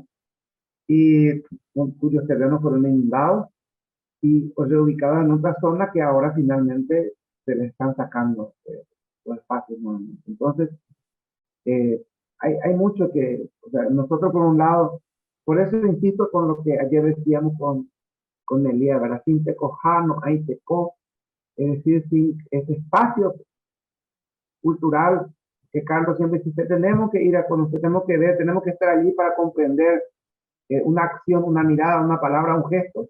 Ese tecoján se está perdiendo. Y si nosotros traemos un poquitito más hacia nuestra vida moderna, nuestro propio tecojá, que hoy hablamos de nuestra casa común, también se está cambiando. Eso es lo que dice Victoriano en alguna medida. Gracias, Victoriano, es muy cierto. Y ese respeto a las fases lunares, hoy Coweteri, se sigue usando. Hoy Coweteri quiere decir anda todavía. Perfecto, podemos seguir hablando de las 4 fases, pero no quiero robarle el tiempo a otros compañeros que a lo mejor quieren exponer o acotar algo. Gracias, Gracias, Severino, Víctor.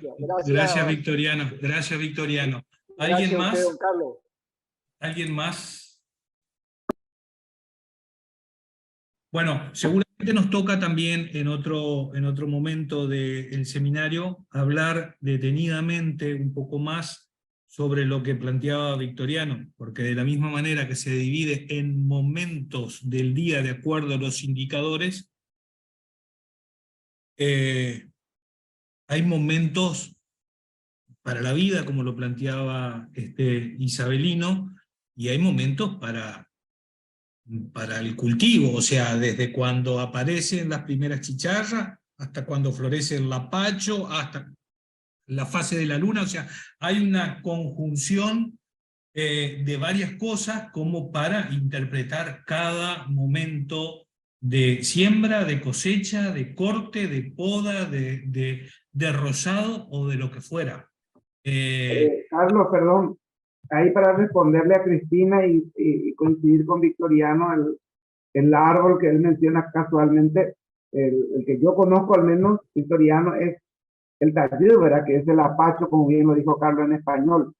No sé si coincidimos con ese florecimiento para la plantación, especialmente del o de la mandioca.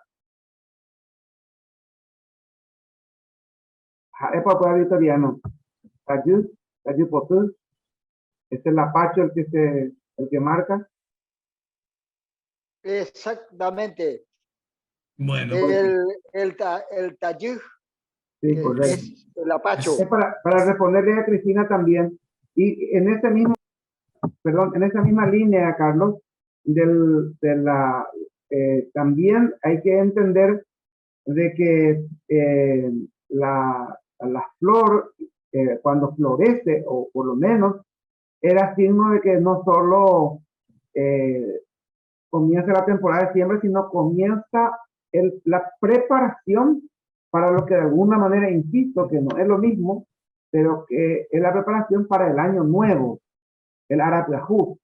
Todo eso es la renovación. De ahí viene, dentro del chamamé, que hay que recoger, que bien lo recoge, y lo recoge en sus versos el padre Fini, el tema del agosto, con aquella renovación de la sangre que él habla, que está inserta en nuestra cultura fuertemente, que tiene que ver con este sorbo amargo que hay que darle con un poco de, no sé si está todavía ahí,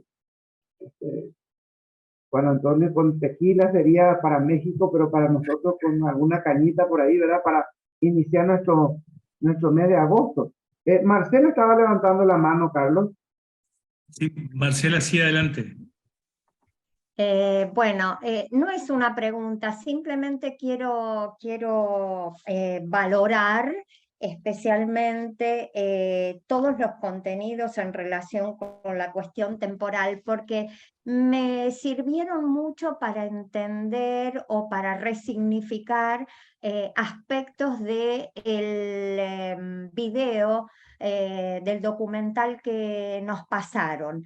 O sea, ahí está perfecto como con la aparición de la claridad hacen determinadas actividades, cuando se aclara, entran, dejan de bailar, empiezan a bailar, y los mismos PAI, digamos, relatan esos momentos con mucha precisión de cuándo tiene que empezar cierta actividad, cuándo tiene que terminar, qué formas tiene que tomar.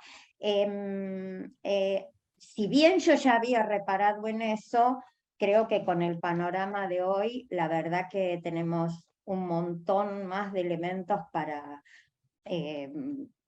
resignificar ese documental que es espectacular.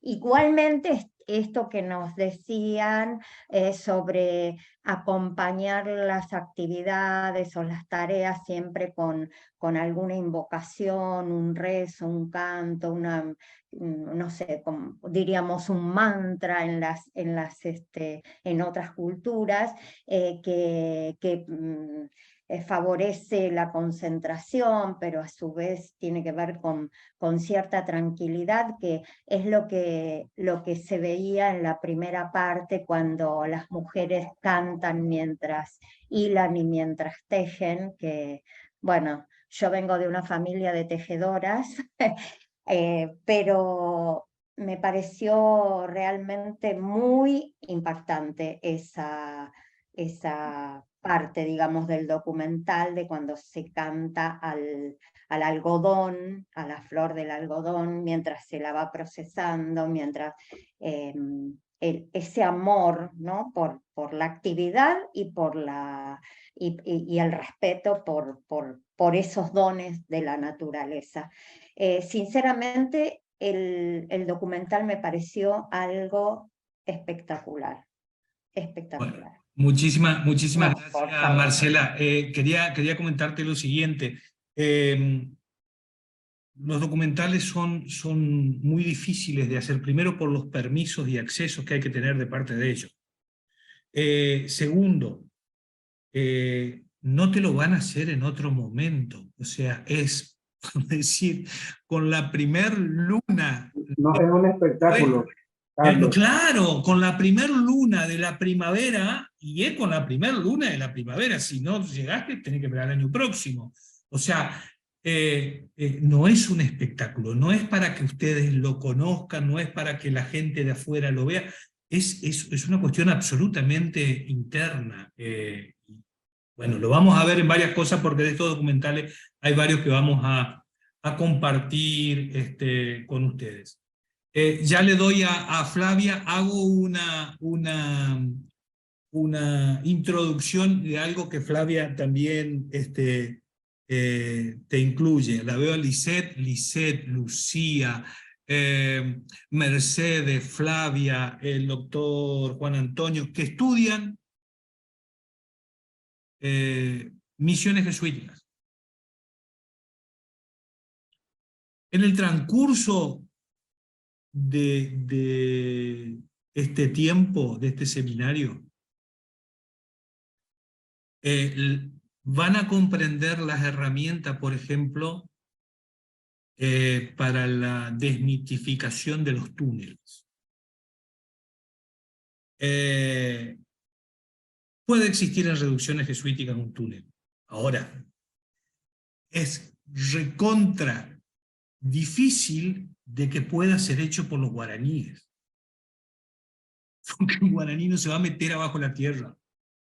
Eso es una cuestión conceptual de ello que es dificilísima. Entonces, estas interpretaciones, así como sacamos para la vida cotidiana, los momentos, la siembra, nos sirven elementos para otro lado que se decodifican aquí. Me estaba acordando de esto justamente cuando veía gente del tema misiones jesuíticas.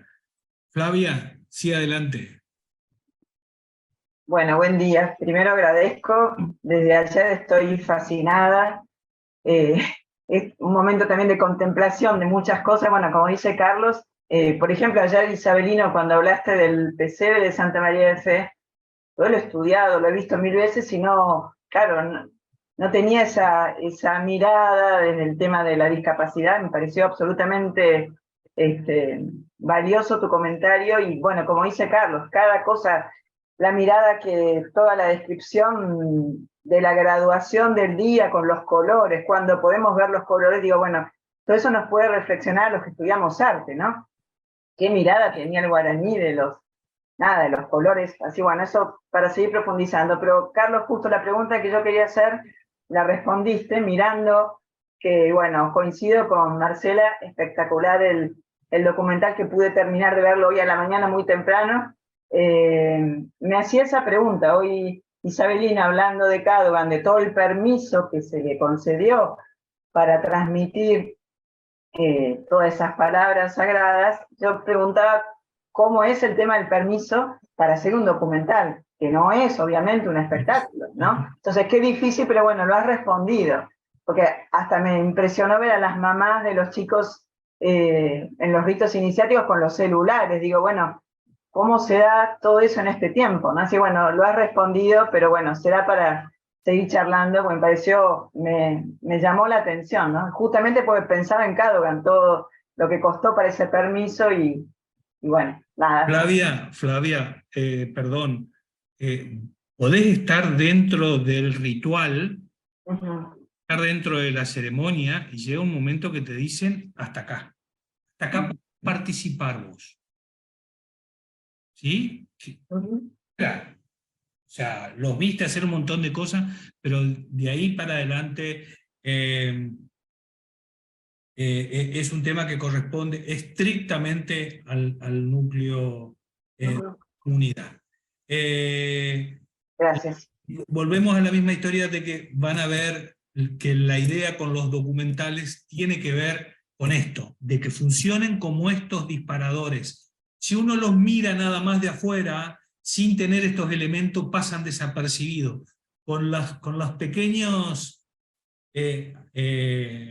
apostillas que hacemos aquí adentro, por ahí le dan elementos como para ayudarlos a mirar otro tipo de cosas. De eso un poco se trata. ¿Alguien más? Estamos listos, Isabelina, entonces seguimos. ¿Necesitas tomar agua? ¿Necesitas hacer pausa?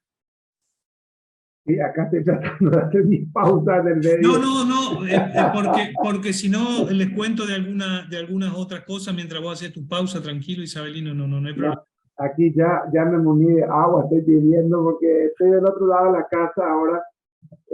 Bueno, este tema de compartir en virtual tiene sus consecuencias, y más todavía cuando tiene hijos pequeños todavía. Y bueno, Carlos conoce mi familia, y hay todavía 2 chicos pequeños por aquí merodeando, y uno quiere ver que sale por la tele, entonces está por aquí pescando el show, como se dice, ¿verdad? No, entre paréntesis, nada.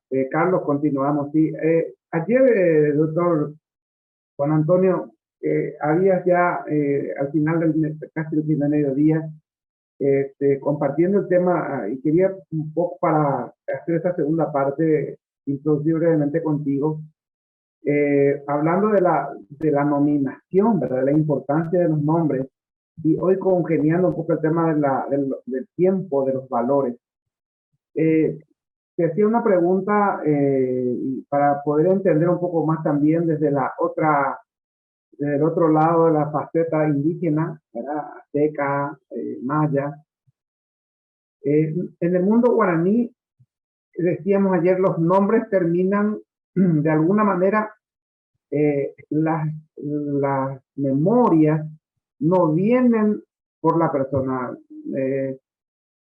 Se va uno y yo no digo, nadie recuerda ese fulano o mengano o el Arapuzandú que decimos, mencionábamos ayer, el que hizo, nadie le tiene así como tal, sino Oreramoy, el Ore, que es el plural en guaraní, Ñanderú, o sea, siempre es ese plural el que hicieron o los que pasaron por aquí, o Umi, ¿verdad? Que es el otro plural para decir eso, pero no hay una referencia en el mundo guaraní, el que del adueñamiento de que uno es el héroe, uno es el que hizo, o algo de lo que sepa, o de lo que aconteció en la comunidad. Y la pregunta concreta era un poco para comparar entre las culturas, ¿no? Estudioso del otro lado también. ¿Cómo eso trasciende? Porque para decir que se creaban figuras faraónicas, personajes específicos, en el mundo guaraní no existieron.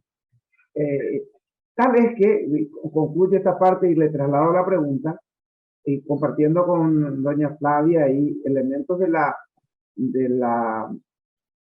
arte guaraní. Ningún arte guaraní está autografiado, firmado o lo que fuera. O por lo menos, incluso yo creería que este respeto llegó al mundo jesuítico y no hay ningún registro de que el fulano pasó. Nosotros hemos buscado la vuelta, y me decía hacia el año 99, el profesor Darko Suster, sí, un gran estudioso del arte, me decía, ¿y ¿quién puede ser? ¿Cómo se llama eso? Porque había un personaje detrás, había un profesor, un maestro. Bueno, y será el maestro guaraní, le decía yo, tomémosle por allí. Y se quedó con esa denominación porque no hay ningún registro. Y se le ha buscado tanto que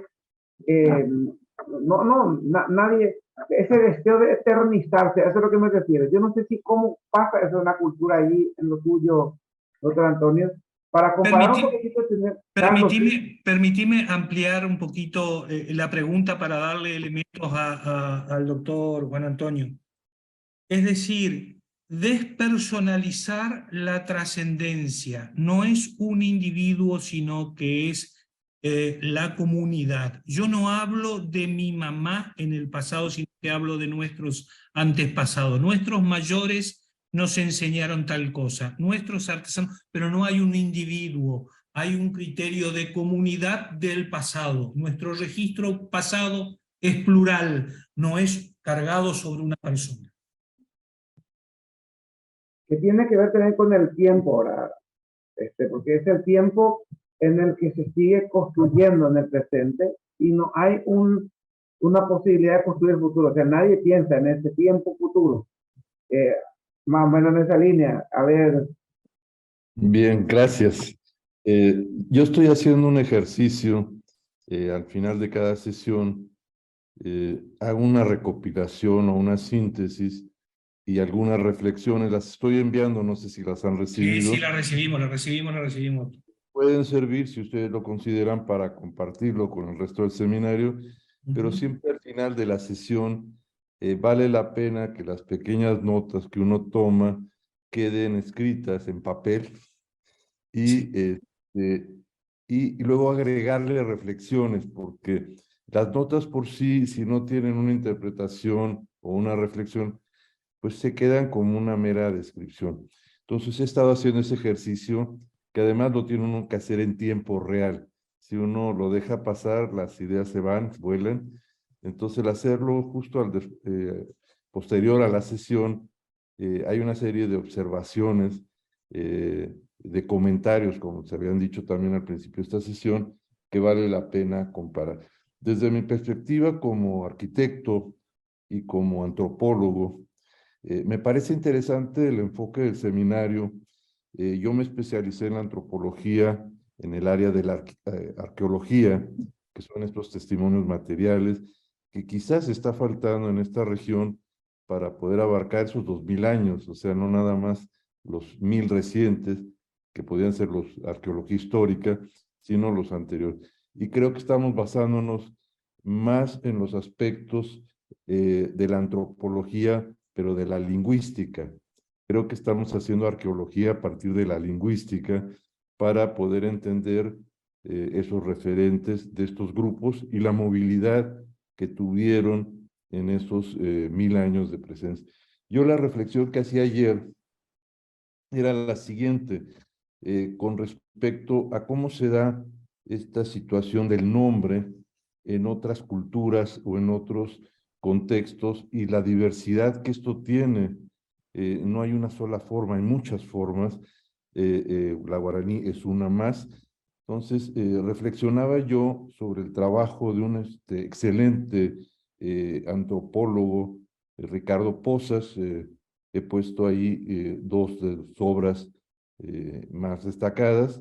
Una es Juan Pérez Jolote, que es su tesis doctoral, en donde su tesis la hace de un estudio que hizo en la región de Chiapas, la área maya, en donde reflexiona el tema del nombre de la comunidad y de sus actividades. Y uno de los aspectos que él marca para la asignación de un nombre es el nahual. No sé cuál sería el equivalente de nahual en guaraní, que es el personaje animal o el tótem o el referente con el cual la persona puede estar asociada. En la cultura maya, el nahual, particularmente en este relato de este antropólogo, lo marca en el sentido que después del nacimiento del hijo, el padre sale en la mañana a buscar las huellas que hay alrededor de la casa más recientes y asocia estas huellas con el nahual del hijo, es decir, si fue un pájaro, si fue un zorro, si fue un animal, lo que sea. La primera ave o primer huella que encuentra es el nahual, que va a tener importancia en la vida de este nuevo hijo que nace en la cabaña, en la casa. Él hace una referencia a la modernidad, dice que una de las huellas que encuentra el padre al salir son las huellas de la rueda de una bicicleta, o sea, cómo la modernidad cambia las huellas históricas o arqueológicas o tradicionales. Cuando la modernidad llega, va transformando las huellas que se encuentran y eso causa también cambios, ¿no? Entonces, es interesante esa parte. Y luego hice la referencia al mundo ya del siglo XVI, la presencia española, como la conversión a partir del bautismo conserva dos nombres, o sea, conserva el castellano, o sea, Santiago, José, Juan, etcétera, y conserva el segundo, que es el de la lengua nativa, o sea, en náhuatl, por ejemplo, podría Santiago Tlatelolco, y lo mismo se hace para las poblaciones, se conserva el nombre católico, se pone el nombre católico y se conserva el anterior. Entonces, es un nombre mixto de referencia para ida y vuelta, o sea, para el mundo católico es Santiago, para el mundo indígena es el otro, Tlatelolco. Entonces, se conserva de esa manera tanto para poblaciones, todas tienen dos nombres, y se conserva para los nombres de las personas. En Filipinas encontré que la lengua común para todos, de todo este archipiélago, más de 7.107 islas, es el tagalo, y los apellidos, lo mismo sucede en el norte de México, los apellidos que se le pone o el nombre corresponden a regiones, entonces los de tal apellido son de tal región, es como una distribución departamental con el propio nombre, entonces los que se llaman o se apellidan de tal forma son de la isla o de la región de Luxón, la parte norte o sur. En México, los García, Garza-García, son apellidos que corresponden a la región de Nuevo León, por ejemplo. Entonces, es interesante eso, también como otra forma de identificación. En el caso de Canadá, hice yo la otra reflexión, las personas tienen tres nombres, en la región sobre todo francesa, la inglesa es otra cuestión por la religión, pero en la parte francesa, hasta hace algunos años, eran tres nombres los que se asignaban a las personas. Todos tenían que ser, si era niña o mujer, tenía que ser María, es el primer nombre. Y si era hombre, José. Entonces todos se llaman José y todos se llaman María. El segundo nombre que se les asigna es el que la familia le pone, y el tercero es el del padrino o la madrina. Entonces, de esa manera se puede saber, todos son hijos de Jesús, de María, hijos de la familia, pero luego se puede saber el segundo padre, o sea, los padres, padrinos o madrinas, quién es, porque aparece en el nombre y en el registro que se le da. Todos en ese orden tienen los tres nombres. Lo que me parecía interesante para el mundo católico es la asignación del nombre católico en relación a un santoral. O sea, uno no podía escoger, me quiero llamar Juan. Si uno nacía el día de Santiago, tenía que llamarse Santiago, ya estaba establecido.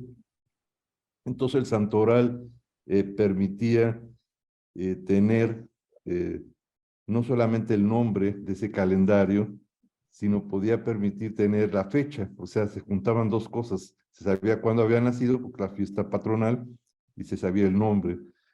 Entonces, el santoral resulta también interesante como un nombre católico que identifica no solamente el nombre asignado, sino la fecha. O sea, ahí hay una fijación ya de fecha interesante en esta otra reflexión. Ahora, el bautismo en las misiones resultó también muy importante porque el nombre de pila, como decimos, o sea, ¿cuál es tu nombre de pila? Es el que se aplica en el bautismo. Se adjunta nombre de pila con agua y con bautismo. Y ese sincretismo de bautizar y poner nombre con la referencia al agua en las culturas prehispánicas, pues era muy importante. Entonces, ese acto del bautismo, que es uno de los actos más importantes en esa conversión, tenía que ver con agua sagrada, que en todas estas culturas resultan importantes. Y finalmente, para guaraní, lo que he leído es que todos tenían un nombre que no se nombra. Es decir, se le asignaba un nombre que nadie lo sabe más que el que se lo pusieron, y ese no lo dice. Lo conocen por el alias, el mote o el sobrenombre de la comunidad, como en las escuelas. Muchos no le llaman a uno como se llama, sino el mote o el alias. Y ese nombre era como secreto, y que el único que podía manipular el nombre era el chamán, que ante una enfermedad, como un método de cura, podía cambiarle el nombre, a ponerle otro nombre para despistar, por decir algo, el mal que llegaba a esa persona. Entonces, eso es interesante, al parecer, porque hay un nombre propio que no se conoce y un nombre externo que es el que se conoce. Entonces, ese aspecto, en el caso de los guaraníes, resulta interesante en un estudio de este tipo, ¿no? Entonces, son distintas reflexiones en distintos contextos culturales sobre la asignación o la identificación para el nombre. Lo otro, en relación al tiempo, en la región maya, el sur de México, quisieron cambiar estos horarios de verano que adelantan o atrasan horas, y la gente, los campesinos, se resistieron. Y ellos dijeron que no iban a cambiar para adelante ni para atrás, que ellos se movían con la hora de Dios. Así es como lo llaman, que es el tiempo natural. Es decir, la luz es la que lo rige y no un horario que quieren ponerle el tiempo. O sea, no manejan el horario, manejan el tiempo, la luz y la naturaleza. Ahora, a mí me parece interesante esto del tiempo, porque hay una confrontación en las misiones donde el silencio se rompe con el campanario. El campanario, que en todas las misiones está presente, rompe ese tiempo que se hablaba de silencio. Ya hay un sonido que marca situaciones, cambios, programas, actividades. Y lo otro es el reloj de sol, es decir, ese campanario se rige con horas, ya no con un tiempo abierto y libre que tenían, sino un tiempo reglamentado en horarios. Entonces hay un primer conflicto, confrontación de la libertad del tiempo en estas comunidades en la misión y la imposición de un tiempo nuevo con un reloj solar y una campana y un sonido. Entonces son esos temas que los jesuitas tuvieron que resolver, que son totalmente contrarios, y resolverlos para, en la nueva forma de asentamiento, convivir con una cultura que tenía otra forma de medir su tiempo y que ahora se le impone otro tiempo reglamentado, ¿no? Entonces son aspectos de esta antropología del tiempo, del nombre, etcétera, que creo que los podemos llevar a ese momento de contacto con el mundo occidental y con las misiones, que también es un tema que a todos nosotros nos interesa estudiar, ¿no? Esa sería mi reflexión. Gracias. Muchísimas gracias, doctor Isabelino. Sí, señor.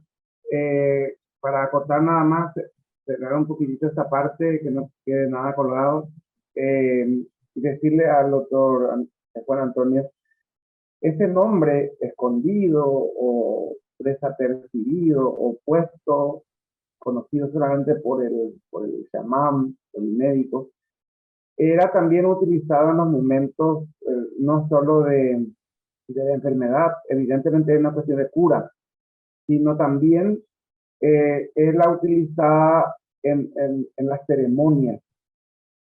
De ahí que en la cultura guaraní tenga que ver la cuestión de las máscaras para los ritos. Estas máscaras tienen que ver con eso que no se sabe.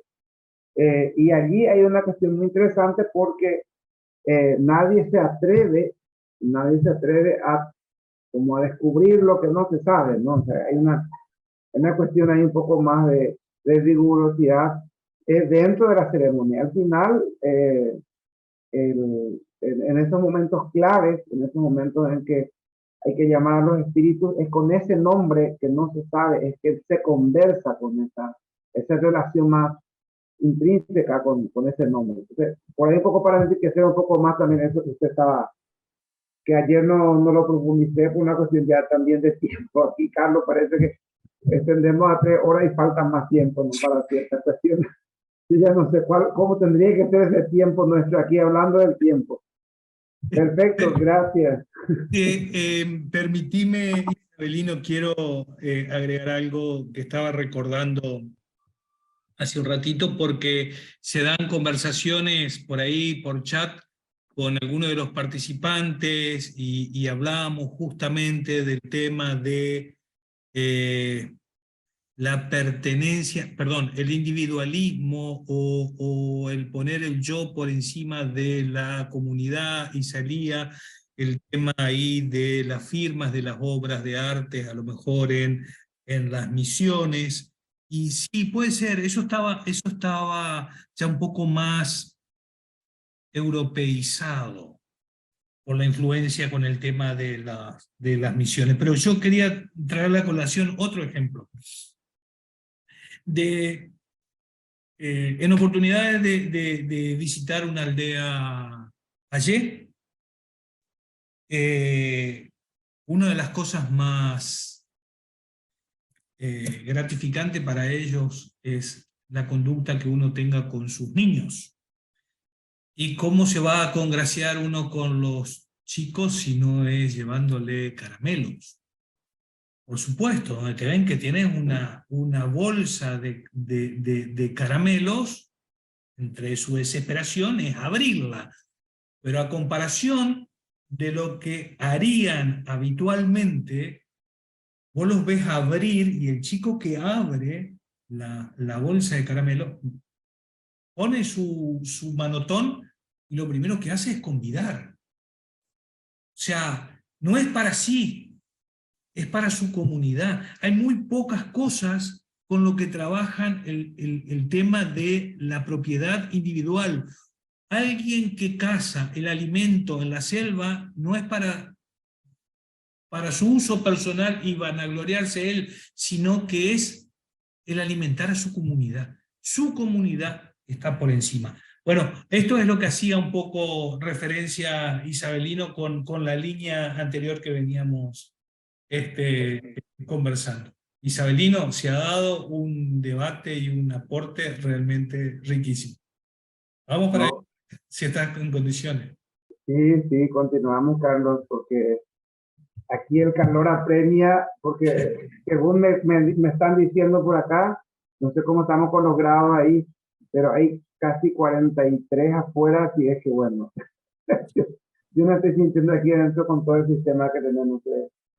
En ese mismo contexto del tiempo y la relación que hay con esto que implicamos hace rato, tratando de aterrizar lo que son los valores, algo interesante ocurre con los principales valores. Y nuevamente allí en eso que decíamos hace rato, si queremos decir valores, si queremos hablar de esa transmisión, tendríamos que hablar de la palabra. El ñe que nos permite entender que es el alma el que suena, a alma, ñe a, ñe. Y a partir del valor de la palabra que se guarda para usarla en los momentos oportunos, el ñe engatú, ese bagaje que cuando uno escucha la exposición de un guaraní sobre un tema, uno se queda sorprendido. Es esa misma relación que permite no solo exponer algo que se guardó, que evidentemente tal como el alimento no se guardó para sí, sino es para compartirlo con los demás. Esa línea que hay de la palabra compartir es muy interesante, porque se comparte todo, nada es de uno, es de todos. Y ese sentido comunitario que quizá incluso con mucho cuidado tenemos que manejar, porque la palabra comunidad quizá implique un cierto límite dentro de la propia comunidad, porque como todo es de todos y nada es absolutamente de uso discrecional personal, cualquier falta hacia algo se conocerá y eso será afectado, o sea, afectará el uso normal de los demás. De ahí, por ejemplo, viene la otra palabra que tiene relación, tiene relación con el ñe, es la palabra, ese ñe era kate. Allí la palabra takate originalmente es que no es para mí, pero que lo guardo yo. Incluso aquellas que no tendría que en una especie de verborragia accidental o fortuita expresarla. Tendría que guardarme. Y son aquellas otras palabras que son solo también para mí, pero que se pueden notar, así como decíamos, no solo en nombres que no se saben, sino en actitudes que se desconocen, pero que uno puede apreciar que lo tiene en favor de la comunidad. Luego está el ñeembae como valor, que es la palabra de uno. El que tiene la palabra y el que se responsabiliza de la palabra, que luego sería el ñeme, que no está escrito acá. Es decir, de alguna manera, yo doy mi palabra y cuando doy mi palabra, yo doy mi alma. Entonces, estoy haciendo esa relación, ese compromiso, más allá del sonido que yo pueda decir. Por eso que es muy importante en ese contexto temporal también el contexto de los valores. En ese mismo tiempo, porque el tiempo, ahí sí, y si mal no recuerdo, Cristina García menciona el tiempo de la evolución humana, es ese tiempo en el que yo vivo con los demás, el que tengo que cuidar para que puedan continuar otros peregrinos, porque son peregrinos en busca de esta tierra sin mal. Y aquí quiero hacer un pequeño ejercicio con toda la sala para poder entender en un guaraní paraguayo, no sé si cómo compartimos ahí en Corrientes, pero en nuestro guaraní moderno, por decirlo así, en el idioma, refiriéndome concretamente, el ñemboe se traduce directamente por orar o protestar, ñemboe. Pero allí es una separación de sílabas que tenemos que hacer para entender esta palabra. Y vamos a hacerlo de modo que la primera hasta la primera comilla o el pusó, como decimos nosotros, o la consonante glotal que aparece ahí como corte, ñembo, es volverse, es parecerse, es convertirse. Es más, sería convertirse. Yo ahora me hago, me vuelvo, ¿qué cosa? Es. ¿Qué es el es? La palabra. Yo mismo ya no soy yo, sino soy la palabra. Cuando yo hago este ejercicio del ñembo en un opul, en un ritual, en un ceremonial del arete, yo mismo me convierto en palabra.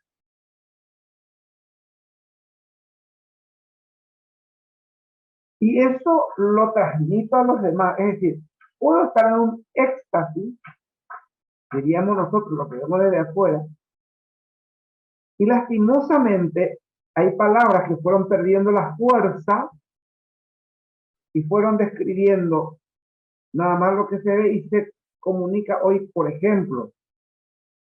Quiero nomás para que vean cómo fue perdiendo el valor la palabra. Si yo le digo a cualquier correntino presente aquí,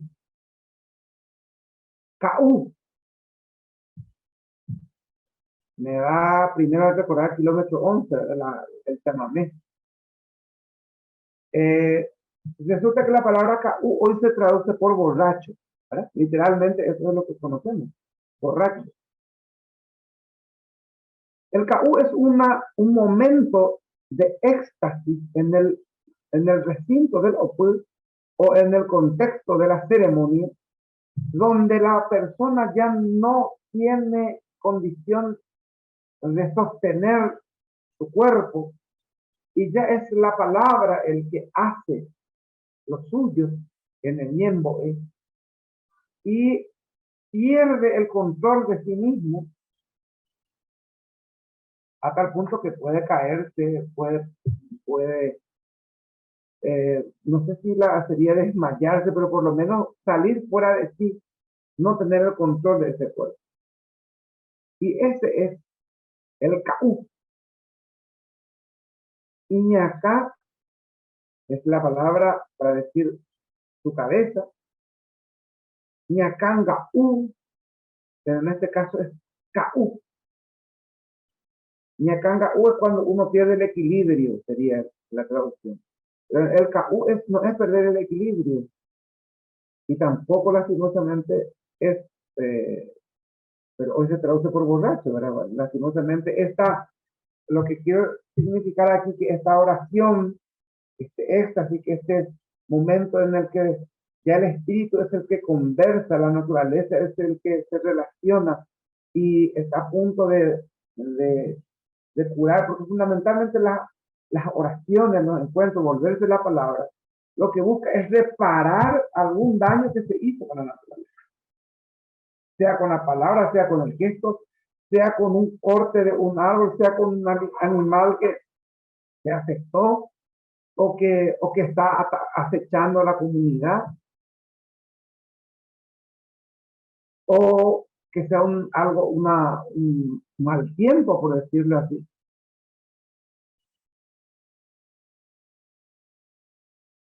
Entonces, el ñembo llega a su momento culmen, a su momento más fuerte, que es el KU, en donde solamente ya es una relación extraterrena, en donde yo puedo relacionarme con la naturaleza, con esa fuerza que me va a orientar para resolver o para reparar aquel problema que suscitó en la comunidad.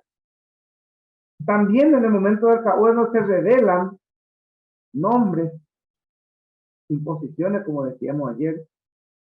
Quizá hasta si hay necesidad de que se mude la comunidad de un lugar atemporalmente o atípicamente, porque hay un tiempo, decíamos, alimenticio, y quizá es el momento en que se le comunica esto. Los jesuitas, cuando llegan, encuentran esta apreciación mística, esta relación espiritual muy fuerte. Entonces automáticamente adhirieron a la palabra rezar, que es lo que se debería de conseguir en un contexto cristiano católico, en un evento religioso, en una relación con Dios, con los santos, ¿no? Es lo que se busca.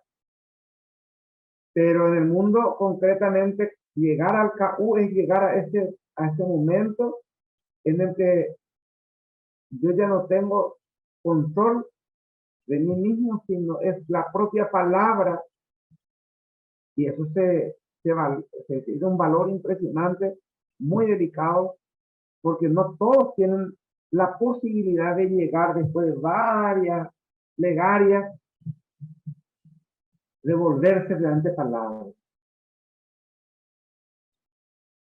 Entonces es algo prodigioso, diríamos en otros términos, dentro de una comunidad que ocurra este ñembo.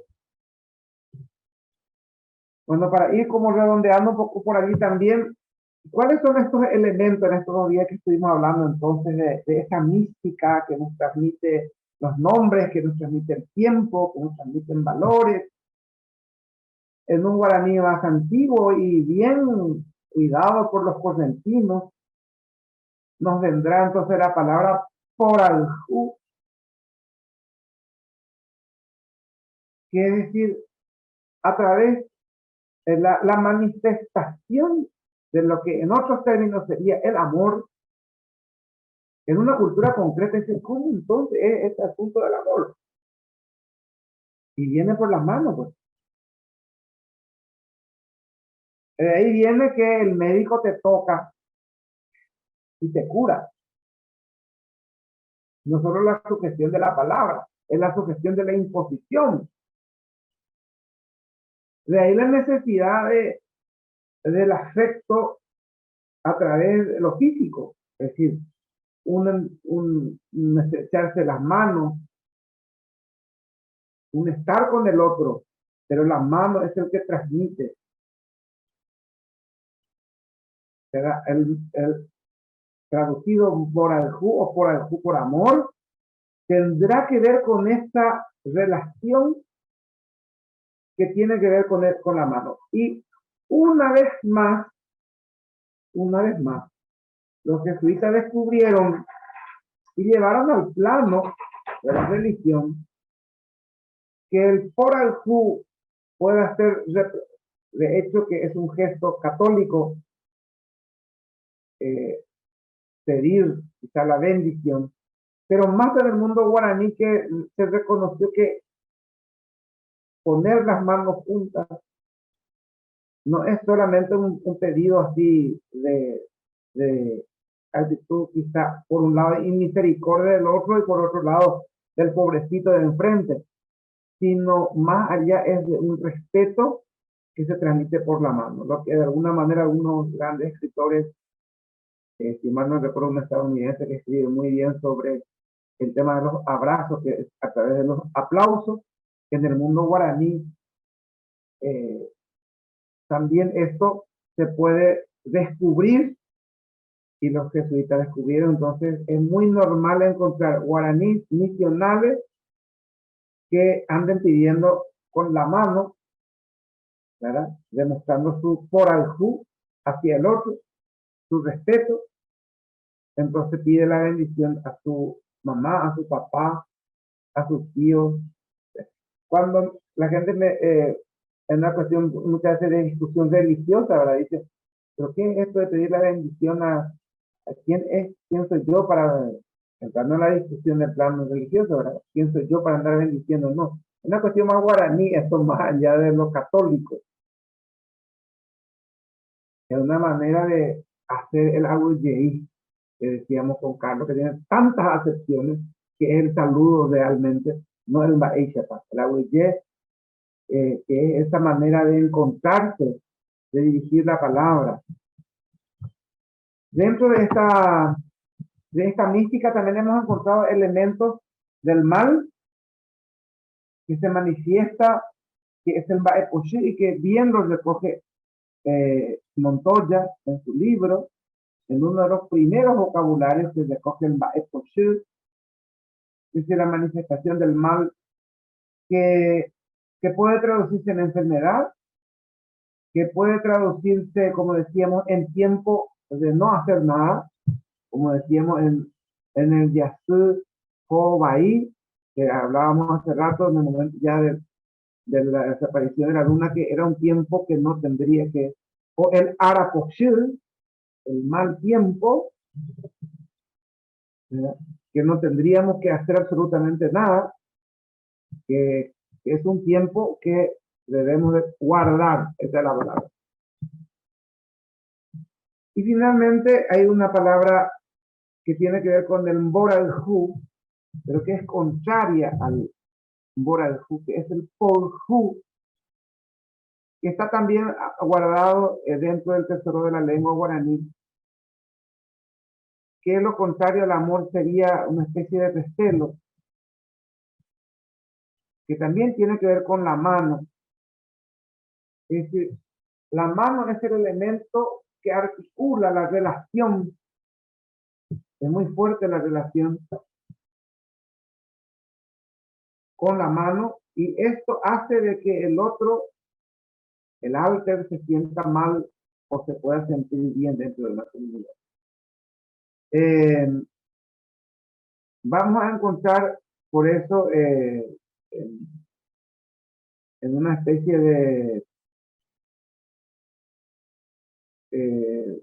de mancomunión, de compartir, de economía, incluso la palabra po, que luego va a ir surgiendo, va dando pie a elementos de la economía, incluso de una economía bastante al punto de la solidaridad extrema, más allá de lo que quizá hablemos nosotros de una economía solidaria, ese compartir que tiene que ver una vez más con la mano.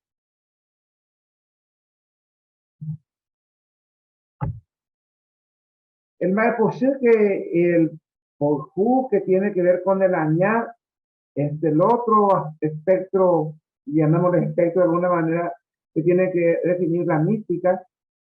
Decíamos incluso que esto tiene que ver con el Añanembú, ¿verdad?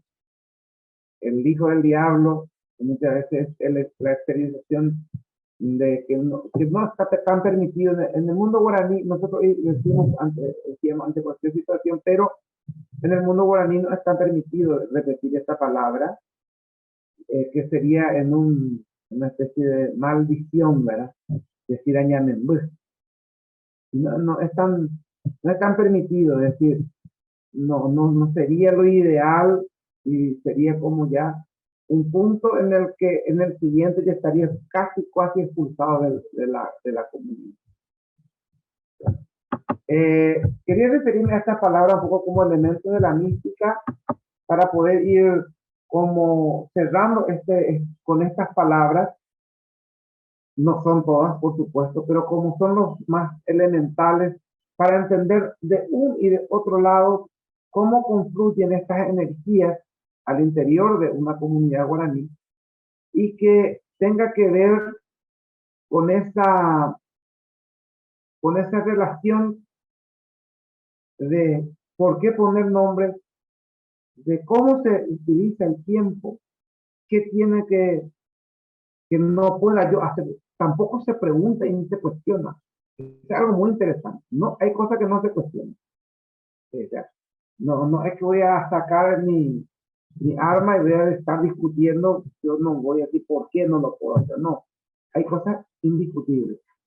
De tiempo que no se usan, de tiempo que hay que hacer y hay que hacerlas, de cosas que hay que dejar de hacer, porque hay cosas que hay que dejar de hacer y no volver a repetirlas. Y también, por otro lado, de aquellos tiempos que tiene que ver con estos valores que estamos hablando. Es decir, el mismo cumplimiento, nadie está apurado, por ejemplo, porque se fue de casa de pesca y no volvió en 3 días o quizás en 3 meses. O sea, tampoco hay ese problema, ¿verdad? Se sabe cuál es la misión en la cual se fueron, y bueno, se celebra cuando vuelvan. Y tampoco la comunidad se quedó por eso desahuciada. Se sabe que están cuidados. De hecho, que ese movimiento, esa búsqueda tampoco es muy lejos, ¿verdad? Pero de todos modos, como ese control tampoco, ¿verdad? Hay una libertad interesante. Me falta palabras para hablar de esa libertad. Y más todavía me falta más palabras, porque dentro de la tesis que estoy trabajando de lo que sería la educación guaraní, en este contexto, no estoy encontrando todavía, porque buscar la misma palabra educación me parece ya ponerle límite a lo que no hay límite. La palabra educación mismo me limita a mí a hablar de esa libertad. Es una pedagogía de la comprensión, de la escucha, de lo que se ve. Es una pedagogía donde la evaluación es la vida misma, donde la evaluación es permanente. Esto de que se habla de procesos, aquí no es joda, porque un paso en falso puede implicar mi destierro de alguna manera de la comunidad. Y eso de sentirme parte no solo de la comunidad, sino de ese espacio terreno en el que vivo, con el que tengo una relación estrecha, que es la naturaleza, es ese mismo con el cual convivo, respeto y continúo mi vida. Entonces, cerrar un poco por aquí, abrir algunas preguntas nuevamente, Carlos, en estos minutos que nos quedan, pero sin dejar de decir de que hay que hacer un poco, yo quiero dejar una pequeña lección en un momento de nuestra vida, intentar ese ejercicio para que entendamos la palabra ñemboe. Es decir, yo creo, yo me vuelvo, yo hago, que yo sea la misma palabra. ¿Y cuál es cuál es nuestro nuestra posterior vida, por decirlo así? Nos puede introducir, los que conocen algunos ejercicios espirituales, pero es más que un ejercicio espiritual, porque es repetirse, es convencerse de que esa es la palabra oportuna para una situación.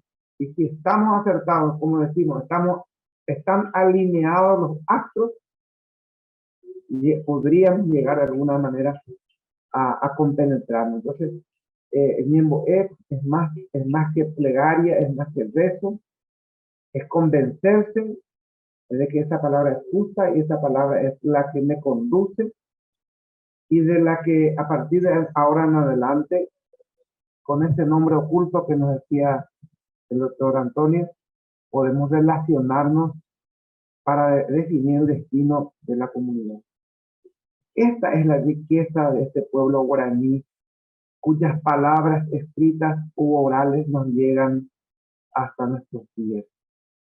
Y esa es la arqueología que habla el doctor Fidel Camacho, que tratamos de dilucidar de alguna manera, porque son los elementos que nos llegan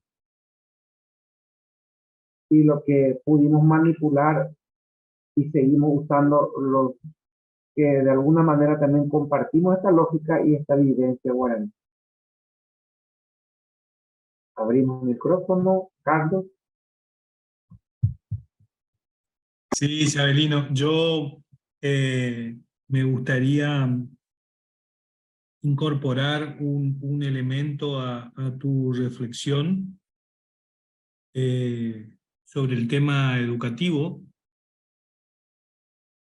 y sobre el tema vivencia, que quizás uno de los pilares fundamentales, no solamente de la educación, sino del convivir en una comunidad, es el respeto. Y no sé si no es el más fuerte. No lo sé, la verdad que Habría que pensarlo. Porque el respeto del que educa y el respeto del que es educado es una maravilla, pero ayuda a entender un montón de cosas que no es una imposición del conocimiento, no es una imposición de la educación, ni el darla ni el recibirla. Tiene que ver con una construcción. Bueno, abrimos los micrófonos para las preguntas, para los comentarios. No veo, a ver, lista, a ver si puedo.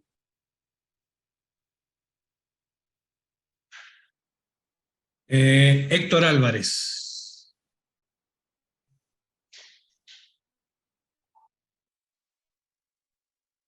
Está silenciado, Héctor, está silenciado, Héctor está en silencio. ¿Ahora? Ahora sí. Ahora sí, bueno. Yo estoy cada vez más fascinado con esta información que me está llegando, que disfruto enormemente y que me obliga, en todo caso, a replantearme algunas cuestiones personales. Desde un principio dije que esto a mí me está ayudando en la búsqueda de identidad, pero el aporte del doctor Antonio, creo que es el de México. Exacto. Me llegó muy profundamente por la mención del nahual como este ente que define, en todo caso, la guía o la identificación espiritual del nuevo individuo que llega a esa comunidad. Yo este concepto lo obtuve o lo entendí o lo comprendí a partir de la lectura de la obra íntegra de Carlos Castaneda, cuyo primer libro, Las enseñanzas de Don Juan, me abrió a mí este espectro antropológico que hasta ahora me fascina, pero que en este momento estoy enfocando en lo que es mi cuestión genética ancestral, el guaraní. No me quedó en claro si Isabelino o vos, Carlos, tienen idea o noticias de algo parecido al nahual. Es decir, si existe dentro de la cultura guaraní, en cualquiera de las ramas que han habitado el continente, si existe digamos, esta modalidad de contacto espiritual con, sea un ave, un felino, un reptil, un mamífero, o lo que fuera en la cultura guaraní. Y si, por otro lado, también extrapolándolo a lo que es la experiencia con ayahuasca, más para el lado de Bolivia, Perú, Ecuador, en donde el uso de esta liana alucinógena también remite a ese contacto con su espíritu animal, digamos. Entonces, quisiera saber si se puede determinar que dentro de la cultura guaraní, digamos, en este KU al cual se refiere Isabelino, que me alivia enormemente saber que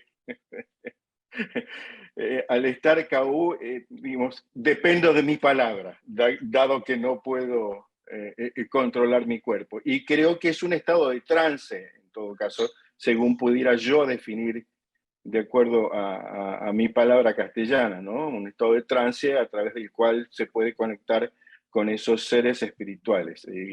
Quisiera saber si existe algún tipo de palabra o entidad a la cual referirse en este aspecto en particular.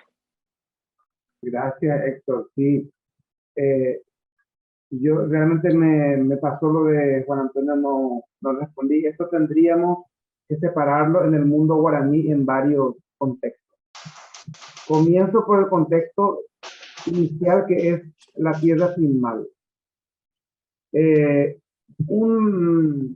Existe un ave, una especie de ave sagrada con la cual marca, es el cuidador, es el responsable, la guía, diríamos para Juan Antonio Siles, sería la guía, ¿verdad? Que está en la entrada o que anuncia la posibilidad de llegar al río Marané, a esa tierra sin mal. Esa es un ave que con el cual los seres más espirituales pueden conversar y que determinan el camino para continuar. Y si dan el permiso, se puede entrar o no. Se llama Paracau. Es un ave, no me viene el castellano en este momento exacto, pero es un loro, una especie de loro, ¿verdad? Una familia del loro. Quizá bastante colorido, grande. Guacamayo. Una especie de guacamayo, sí, una de las familias de guacamayo. Por ejemplo, Héctor, por decirte, ahora bien, el guaraní conversa, y yo no sé si quizá mi castellano no, allí tengo problema con mis traducciones automáticas, conversa y bien nos decía hace rato victoriano también, ¿verdad? Con la luna, con el apacho, conversa incluso con el animal que va a faenar, ¿verdad? Todo eso son momentos, para cada momento yo diría, y lo resolvería un poco a priori, eso no significa que es lo final, sino tendríamos que investigarlo más fuertemente, pero de entrada que cada momento, cada acción, cada situación, así como la imposición de nombres, así como las celebraciones del ABT, la salida del sol de una manera, de otra, el trinar ave en un momento del día, el aullido de un macaco o carayá en algún momento dado de la luz solar que me comunica algo, ¿sí? O que un ave se molesta, que no es lo normal que haga un sobrevuelo, o que se escuche algo fuera de lo normal en la naturaleza, son maneras de comunicarse y de marcar el camino, no solo para las denominaciones, sino para tomar decisiones para el resto del día o para lo que fuera. Esto, ¿verdad? O sea, no sé si respondo un poco de alguna manera, Héctor, lo que me preguntabas, pero por ahí un poco más. Correcto. Aquí en el chat, Carlos, hay algo. Sí, estoy viendo lo de Marcela. Y el que tiene dice la palabra y el que va a decir. Lee por favor la pregunta. Lee por favor. Dice Permiso. A ver. Adelante, Marcela, adelante. Sí, buenos días a todos. Licenciado, mi duda es, o sea que los guaraní hablantes tendrían el ñe, pero solo el que logra el contacto con la naturaleza podría hablar desde el ñe en boé. ¿Es así el concepto? A ver, aquí me están mezclando dos cosas. Por un lado, el ñe en baé, el que se te da la palabra, el que recibe la palabra. Ñe in baé es algo de uno mismo.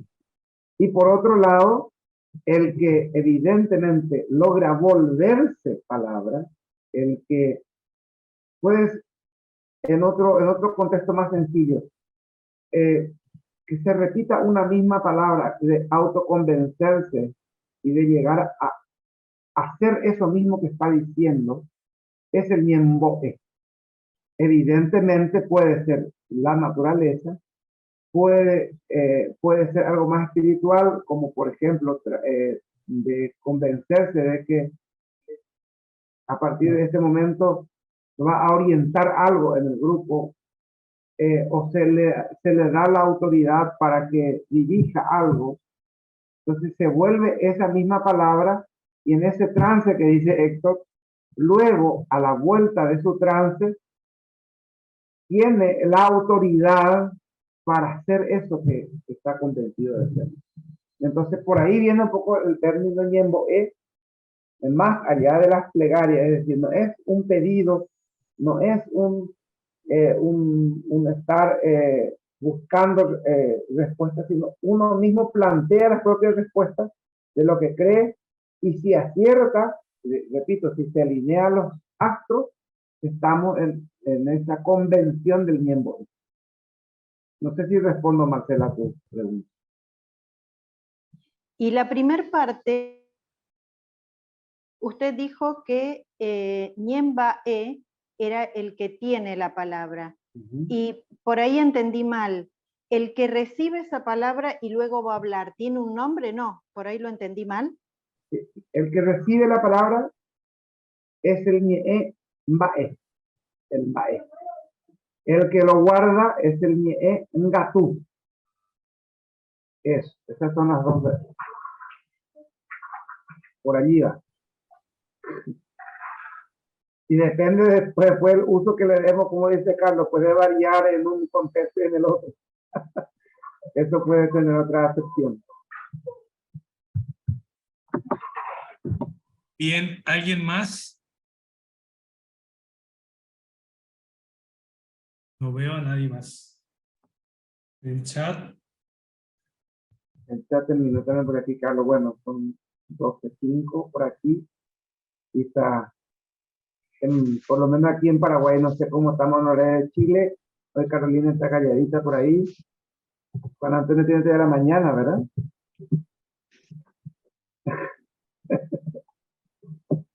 Bueno. Y la gente que está al otro lado.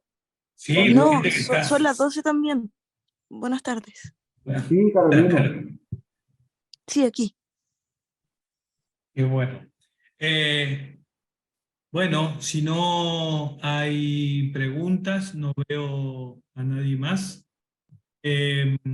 Vamos a dar por cerrado la reunión de hoy.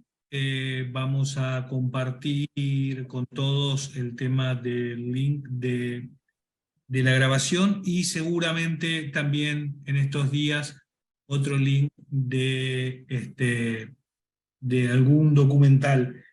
No tienen la finalidad de estudio. Yo creo realmente que los va a ayudar a abrir la cabeza y a comprender que muchos conceptos de los que estamos diciendo aquí no son abstractos, sino que tienen una relación con un mundo real. Quedan abiertos siempre los canales de chat, por consultas, por intercambio, por lo que sea, sugerencias, por supuesto. Así que, bueno, de nuestra parte, si no hay más preguntas, es un gusto que nos hayan acompañado y nos vemos la semana que viene.